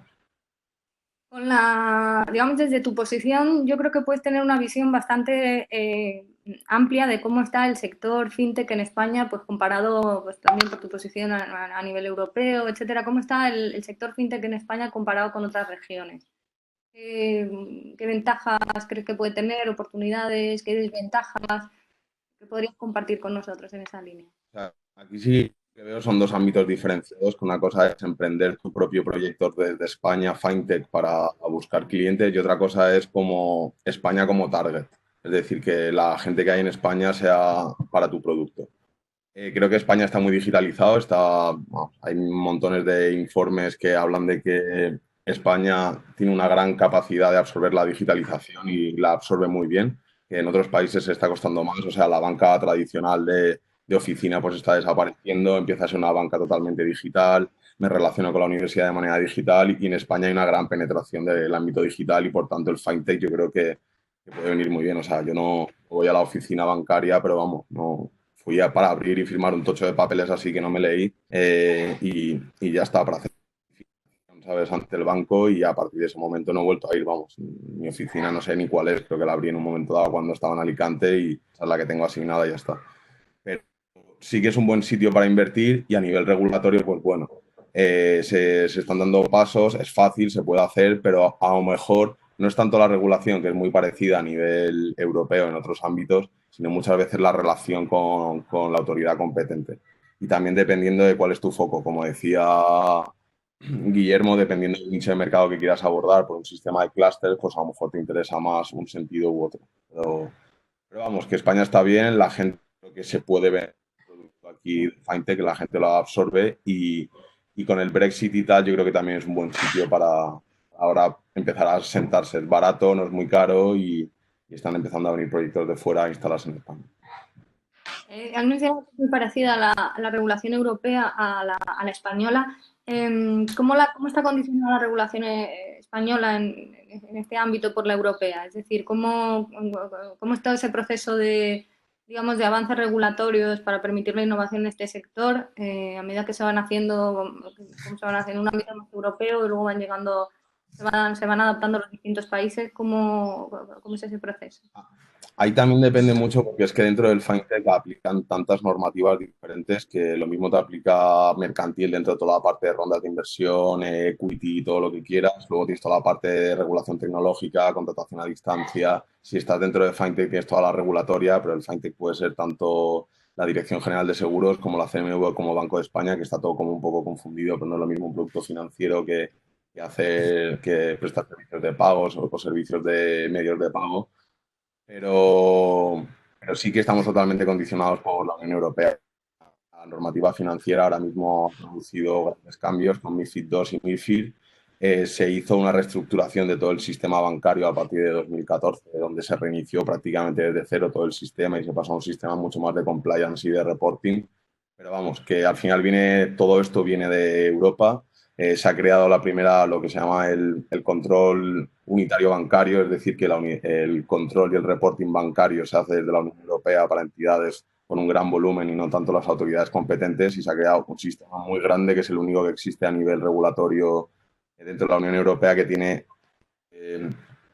competencias habilitadas incluso para sancionar directamente a empresas desde la Unión Europea, que eso normalmente no existe en otros ámbitos del derecho. Siempre es la autoridad competente propia del Estado el que multa y no tiene esa capacidad de multar desde arriba. Pero bueno, vamos, viene todo desde arriba y lo que se diferencia sobre todo a lo mejor es cómo han ciertas aplicaciones o ciertas interpretaciones de la normativa europea en cada uno de los estados y sobre todo la agilidad o los procesos ante la autoridad competente. Por ejemplo, yo siempre pongo aquí el caso de Luxemburgo, donde Luxemburgo, a lo que sería el equivalente al Banco de España para tener autorizaciones bancarias o autorizaciones financieras, admite 4 idiomas, presentar esos 6.000 folios, por ejemplo.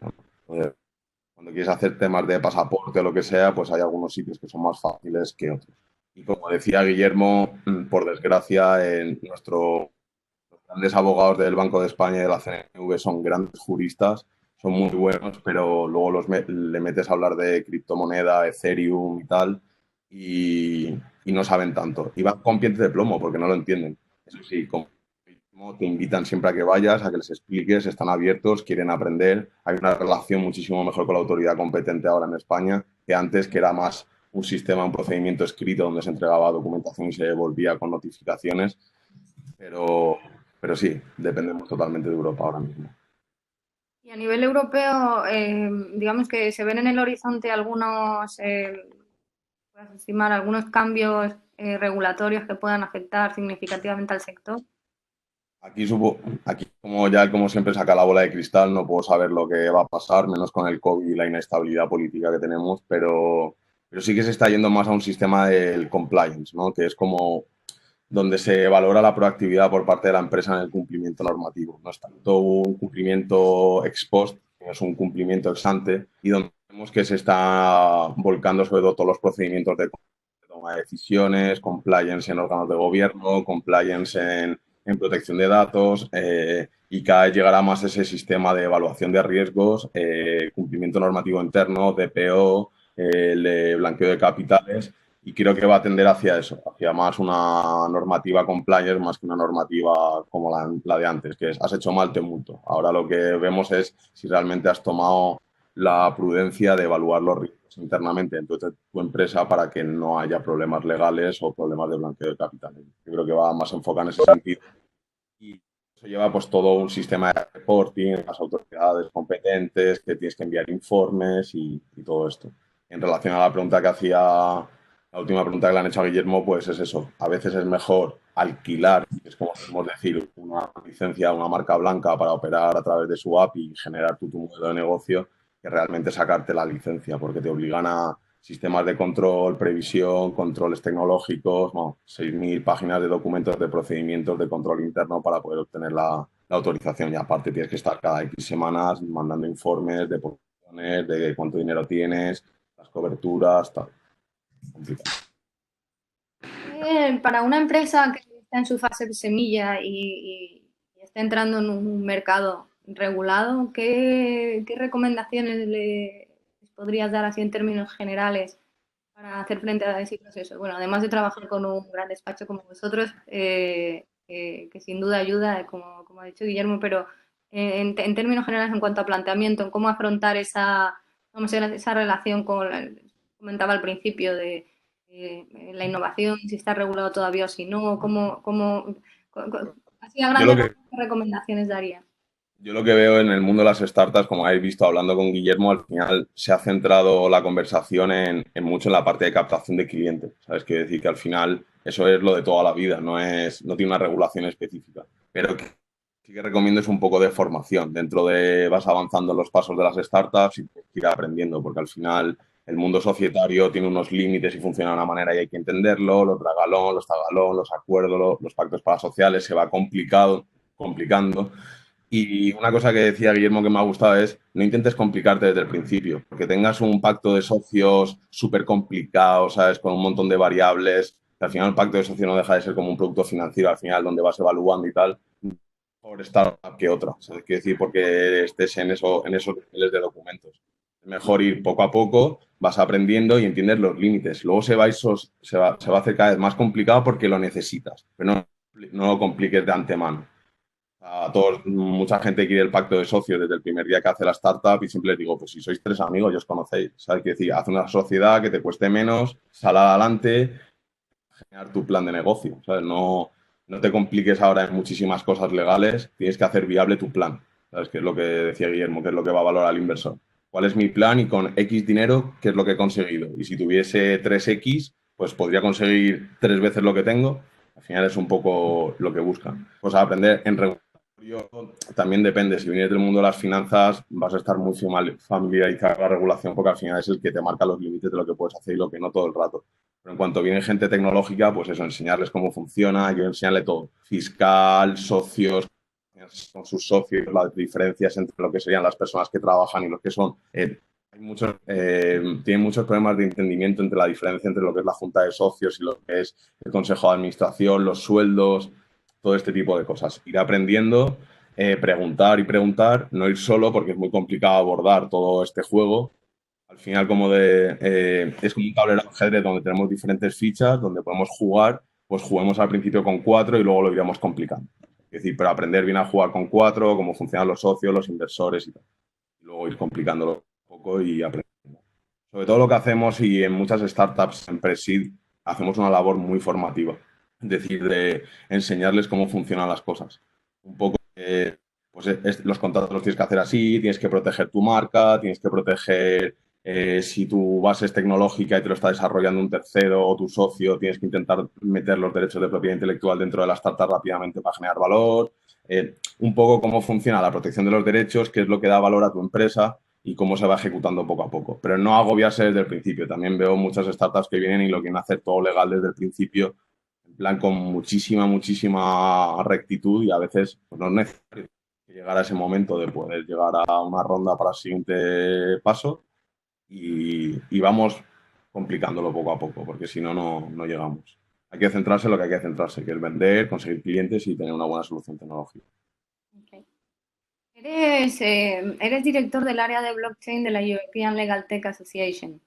Últimamente se escucha hablar muchísimo de esta tecnología, blockchain. ¿Tú la conoces bien? ¿Por qué se habla tanto? ¿Qué aporta esta tecnología de nuevo para estar despertando tanto interés en el sector fintech? En general, al final es una nueva tecnología que hasta ahora no teníamos, que era que antiguamente todas las bases de datos eran bastante mutables o dependían de un control, ¿sabes?, por parte de una persona que controlara la base de datos. Y hoy en día hemos conseguido hacer como una especie de certificación o cualificación externa a través de algoritmos matemáticos que nos permiten tener algo que es inmutable en información. Y eso es algo bastante importante. No es tanto a nivel de fintech, sino a nivel general. Que todavía estamos en tecnologías primarias y esto tiene que evolucionar y tal, pues igual que el Internet de ahora no es el Internet de los años 2000, ni mucho menos, pues esto tiene que ir evolucionando viendo los casos prácticos. Es una tecnología muy interesante.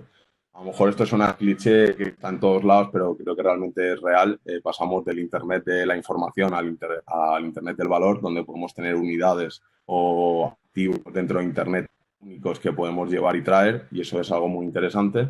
Y sobre todo en el sector fintech, donde entra es en la parte de plumbing, ¿no?, que es lo que llaman toda la parte trasera de los productos financieros, que es todo el sistema de compensación y liquidación de cuentas, las contrapartidas centrales, cómo se comunican las bases de datos, las ESIs para poder cambiar las posiciones, toda la cadena de custodia y la cadena de custodia de activos financieros, las licencias del Banco de España de custodia. Todo eso que es una amalgama trasera es donde puede entrar blockchain de manera clara.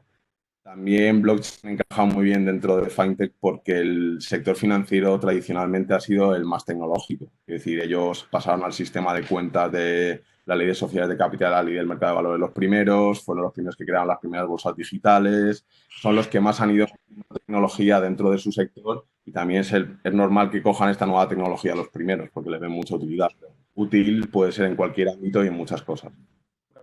Pues toda la parte de plumbing se puede sustituir. En vez de tener que ir a una custodia de activos, pues puedo ir a blockchain y tener algo parecido con una seguridad parecida, pero sin control por parte de la autoridad competente por el momento. Ok. Volviendo un poco al tema, a los temas legales más generales que pueden afectar a una startup en su fase de crecimiento. Desde el punto de vista de los inversores, ¿qué factores crees que pueden preocupar en mayor medida o qué consideraciones es importante tener desde el punto de vista, bueno, de la startup, porque puede afectar a esa relación con los inversores?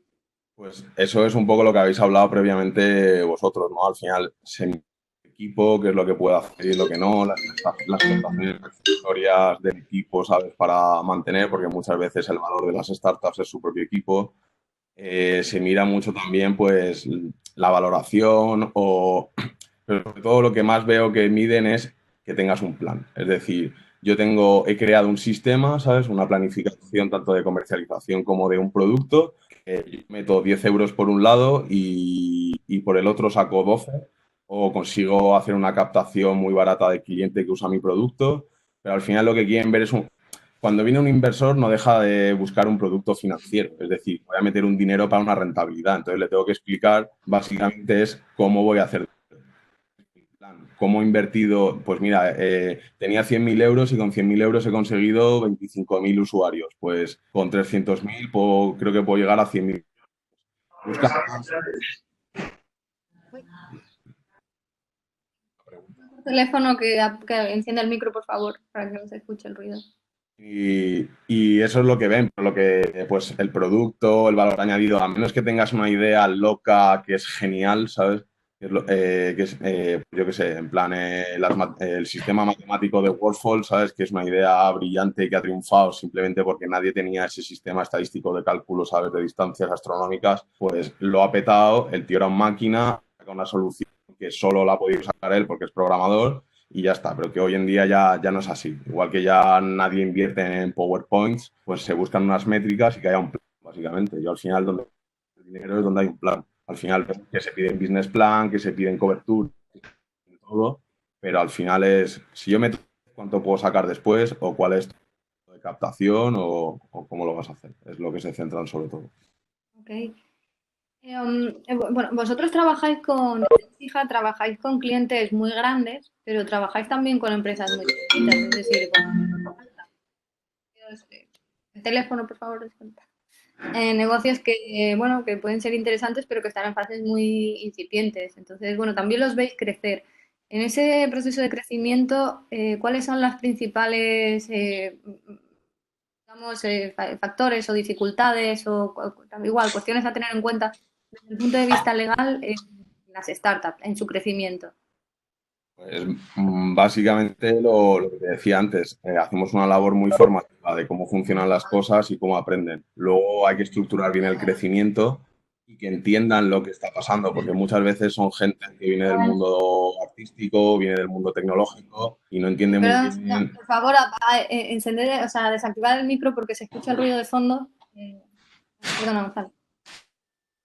Del estado en el que estés o el cliente lo que tenga o el conocimiento que tenga o no, pues aplicamos más unos temas formativos para intentar explicarle al cliente cómo está el panorama y cuáles son las variables que hay, lo que puede hacer y lo que no. Entonces se le enseña, se le explica y para que él tome la decisión desde negocio y luego, pues dependiendo del nivel en el que esté, pues se hacen más o menos cosas. Luego enseguida se va complicando, aparece protección de datos, aparece el SSI, va a aparecer problemas fiscales, va a aparecer laboral, en cuanto empieces a contratar a gente y pues todo lo que es una empresa en sí, no es startup o tecnología o no, al final todo contabilidad, gestoría, pago de IVA, todo eso muchas veces hay que ir poco a poco acompañándolos. A mí me gusta, Ok. ¿sabes qué decir? Yo al final a muchos a la voz, se les transmite conocimiento, ellos también nos transmiten muchísimo conocimiento, por eso también trabajamos con empresas pequeñas, porque al final ellos tienen la base de la innovación tecnológica pura, ¿sabes qué decir? Y al final les acompañamos un poco en todos estos trámites que es más burocrático, jurídico y estructural que otra cosa. Ahí importante proteger los derechos de propiedad intelectual del software, que siempre se lo decimos, hacer unos buenos contratos, se ha externalizado la creación del software, muchos problemas con dominios, guardar los dominios, hacer el registro de marcas, entrar en societario, intentar que entiendan cómo funciona la relación societaria, qué es lo que se puede hacer en junta o en consejo, un poco todo el funcionamiento legal de una empresa. Y cuanto más va subiendo, más complicado es. Por eso empecemos alquilando una licencia y no yendo directamente a por una licencia porque nos estamos yendo a un paso muy, muy complicado donde ya tendría que tener un sistema de reporting, alguien que se encargue de poder monitorizar y hacer los informes que hay que mandar periódicamente y todo eso es un sistema estructural que hay que ir haciendo, que no es tanto legal, sino un poco también pues de management o de negocio, ¿no? Un poco. Y toda esa estructura pues cada vez necesita más cosas. Al principio seréis socios y luego tendrás empleados. Te aprenderás pues contratos de becarios, todos los contratos de prácticas, todos los contratos habidos y por haber, la seguridad social, te aprenderás todo eso. Luego te aprenderás todo lo de mercantil, todo lo que es un tagalón, las cláusulas, luego empiezan a aparecer las stock option o empiezan a aparecer las phantom share en retribución a empleados. Cada vez se va complicando. Son diferentes piezas y se las vamos enseñando y luego aprenden a jugar con ellas. Ok, muy bien. Pues imagino que tenéis preguntas para Gonzalo, como decía, pues preguntas que pueden ser generales o preguntas específicas que tengáis, bueno, pues situaciones que tengáis en vuestros negocios y que queráis plantear por el feedback que pueda dar Gonzalo. Dudas legales hay siempre. Sí, Fiscal de criptomonedas. no me funciona el audio, pues no sé. Bueno, vale, pues lo siento. Espero que estés escuchando bien. Aquí hay una pregunta que Ponlo dice, por aquí, sí, ponlo por aquí si quieres por el chat y De un compañero que dice, en tu experiencia, ¿hay tips que podrían darse a startups que no pueden proteger la propiedad intelectual de su producto o servicio?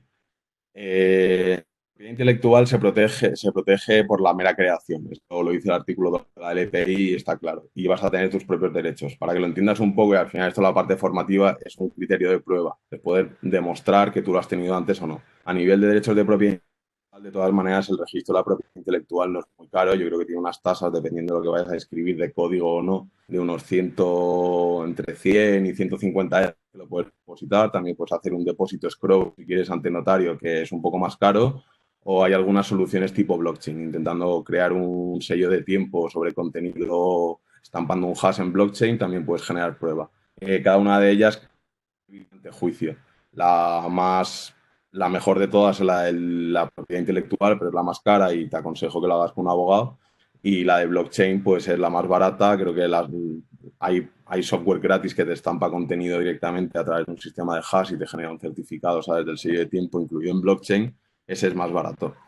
Pero la propiedad intelectual es sobre todo más, hay que tener cuidado la propiedad intelectual viendo quién te desarrolla el software. Porque al final la propiedad intelectual que esté dentro de la sociedad es lo que realmente genera uno de los grandes valores añadidos y tienes que introducirla bien. Es más en ese momento más que en la protección pura.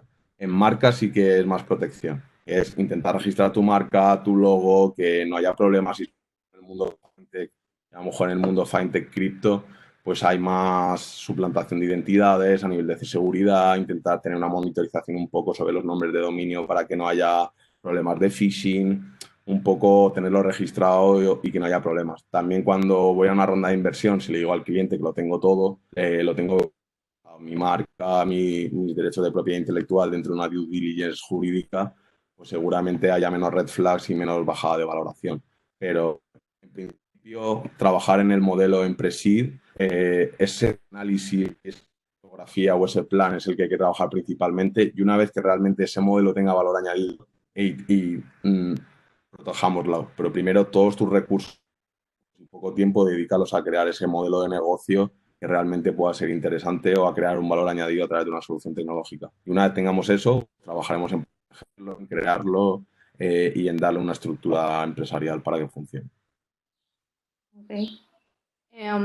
Más preguntas. Aprovechad para plantear cuestiones que surjan. No todos los días tenemos la oportunidad de poder escuchar, bueno, una persona con todo este conocimiento y poder hablar así tan abiertamente. Entonces, aprovechad las cuestiones que queráis plantear en el ámbito regulatorio, legal, de cuestiones mercantiles o cuestiones relacionadas con las rondas que estáis planteando. En fin, aprovechad si queréis ahora. Yo a Gonzalo lo estrujo, la verdad, que ustedes a Gonzalo también le reviento la cabeza. Cada horas de Yael siempre.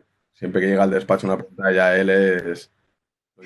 Lo llamamos los casos de Harvard estos, que son como los más que te ponen en la universidad y los máster que luego nunca aparecen, pues son los de Yael. Es decir, puedo hacer un mercado secundario, no sé qué, ¿sabes? Una locura. Eso es lo que es más divertido, ¿no? Si no, no. Ya, gracias.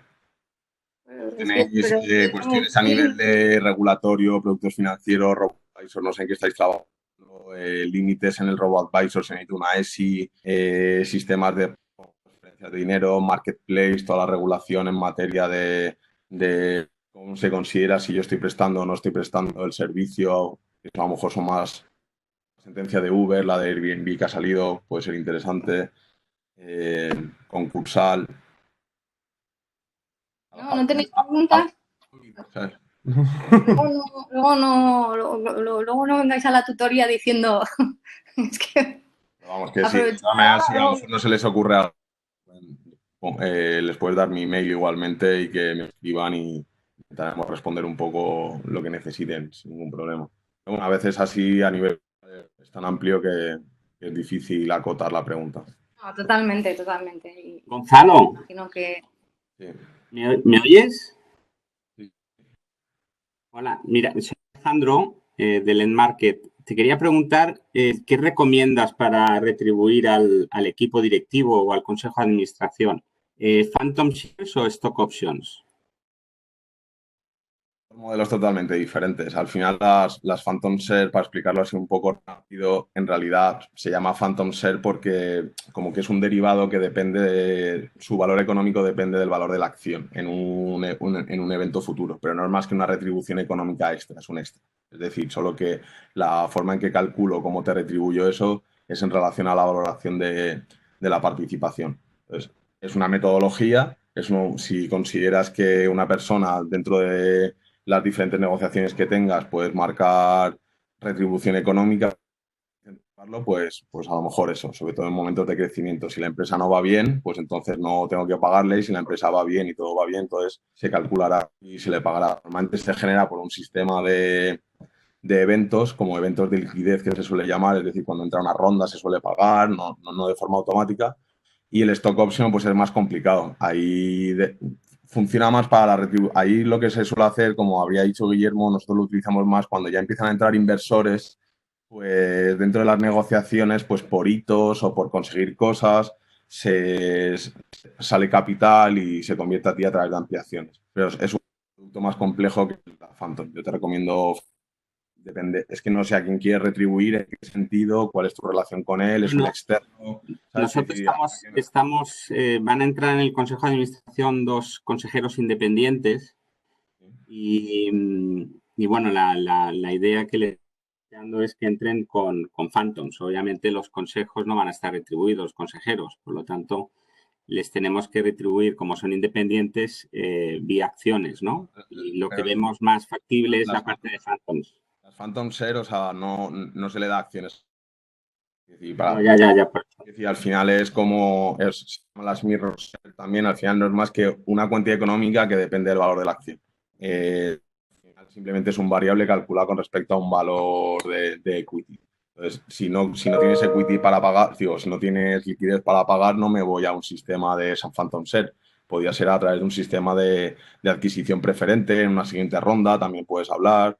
Si no quieres ser tan rígido o por hitos a través de aumentos de capital, pero no sé si tendrán que depositar o no. Depende de cómo lo calcules. Depende del caso concreto, pero no sé, Landmark, no sé a qué nivel está, pero volvemos a lo mismo. Intentemos simplificar al principio y luego cuando vayamos a cosas más complejas, con más intereses y más desarrollo, a lo mejor podemos hacer sistemas más complejos.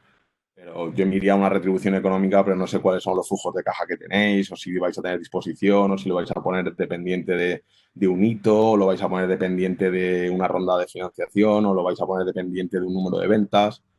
Un poco, pues eso, al final al cliente le decimos cómo se puede jugar y cómo son los límites y cómo se suele hacer, él lo interioriza a nivel de negocio y toma una decisión, es lo que solemos hacer, básicamente. O sea que tú recomiendas más un plan de stock options para retribuir a los consejeros independientes, ¿no? No quiero decir lo que te recomiendo porque no, debería estudiar el caso un poco más. No quiero decirte haz esto o haz aquello, te digo que te explica un poco cómo funcionan y dependiendo del caso concreto, pues iría una o a otra, dependiendo de lo sofisticado que quieras, cuáles son tus objetivos, dentro de tu planificación, cómo es de core ese elemento que va a aportar el nuevo consejero, si le voy a dar más o menos, si va a haber problemas entre los consejeros porque se enteren luego de que uno tiene más que el otro, si lo quieres hacer igual. También es un poco de gestión de riesgos y de cabreos. También intento transmitir siempre a las startups, hay que gestionar el cabreo, ¿sabes? Y ver qué es lo que puede pasar y lo que no en esas decisiones jurídicas. Vale, gracias, Gonzalo. Ningún problema. Ok, bueno, ¿alguna pregunta más? ¿Alguien quiere hacer alguna última pregunta antes de pasar ya prácticamente a hacer la síntesis de revisión de los temas que tocan en el taller de hoy y ya cerrar, pasar al vino? ¿Alguna pregunta más? Nada, bien. Lo que quieran ya él, yo responderé en la medida de lo posible dentro de la carga de trabajo y ningún problema. A veces surgen y aquí en Free un poco pues no lo tienen tan claro.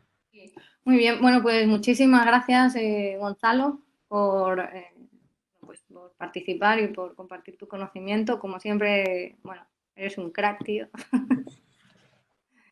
Qué suerte que una clienta me diga eso. Muchísimas gracias. Bueno, vamos a dedicar los últimos 10 minutos que quedan del taller para revisar pues estos checks que plantea el modelo Goldsmith digamos, en esta segunda vuelta de revisión del negocio. como sabéis, en cada taller vamos a ir revisando, repensando y reenfocando la empresa. Ahora mismo estamos en la segunda vuelta, en en el ámbito de negocio, que hemos denominado prepararse para crecer. Ha salido mucho hoy el tema de tener un plan claro, precisamente es una de las cuestiones que están planteadas en esta fase, como, digamos, una forma de también de tener unos cimientos sólidos para poder dar o desarrollar todo el despegue comercial de la empresa. Desde el punto de vista del panel Goldsmith, a estos pasos pues los llama plan estratégico de negocio y despegue. Y las preguntas que recomienda hacerse, de revisar y de repensar, son las siguientes. La primera es, desde el punto de vista del plan, pues si todas estas cuestiones que han salido de esta propiedad intelectual está dentro de la empresa, has finalizado, has revisado todas esas cuestiones, tienes establecido la estructura organizativa de la empresa, has seleccionado un equipo suficiente, cuentas con un equipo suficientemente fuerte y adecuado, o con un consejo asesor que pueda ayudar a esa empresa a escalar, has formalizado los acuerdos con innovaciones competidoras, puedes asegurar que el equipo directivo tiene la experiencia y las competencias fundamentales para desarrollar el negocio, has conformado un equipo de comercialización que sea suficientemente apto y cohesionado para afrontar ese reto de conquistar ese mercado, y tienes un plan financiero completo y concreto que incluya la estrategia que vas a seguir, los plazos, los hitos, incluida la financiación, los resultados que planeas ir alcanzando en cada momento. En definitiva, tienes un plan estratégico de negocio sólido, como decía, incluyendo hitos concretos, recursos, etcétera. Y la siguiente, que es asegurar que los sistemas, los procesos del negocio, cuando ya estás creciendo, están adecuados para poder ir para poder escalar. Desde luego, desde el principio, y esto ya lo vamos trabajando desde mucho antes, fases anteriores, has ejecutado los primeros contratos con clientes, en el sentido de que, como ya ha salido y han mencionado ambos, Guillermo y Gonzalo, no vas a complicar muchísimo todos los sistemas, procesos, ámbito legal de la empresa si no estás, si no has probado que tu solución aporta valor al mercado y que tienes usuarios y clientes, etcétera. Entonces, lo primero, has ejecutado esos primeros contratos, luego ya sí, pues tienes que pasar a ir estableciendo unos sistemas que te permitan ir funcionando de manera más eficiente para escalar. Has establecido los criterios de contratación, contratado y formado al personal clave, un proceso dinámico para la planificación estratégica y táctica, unos procedimientos de funcionamiento empresarial, realizas reuniones regulares con el equipo directivo, tienes un mecanismo de control de gasto y su correspondencia con el plan de negocio que has establecido, y en todos los casos, esto también se ve en todas las etapas, si has ido organizando la financiación de las siguientes etapas, para ir en todo caso siempre dotando al negocio de los recursos que se necesitan para ir creciendo. Con lo cual, estas son las cuestiones que os dejo encima de la mesa para ir pensando. El próximo webinar será el 28 de mayo, pero mientras, de aquí a ese día, por favor, ir reservando también en el doodle que os he pasado las mentorías para, aparte de ir revisando todas estas cuestiones que planteamos y el negocio, ir preparando también la propuesta de inversión para la participación en el foro del 9 de julio. Toda la información, como sabéis, la vamos compartiendo en la plataforma.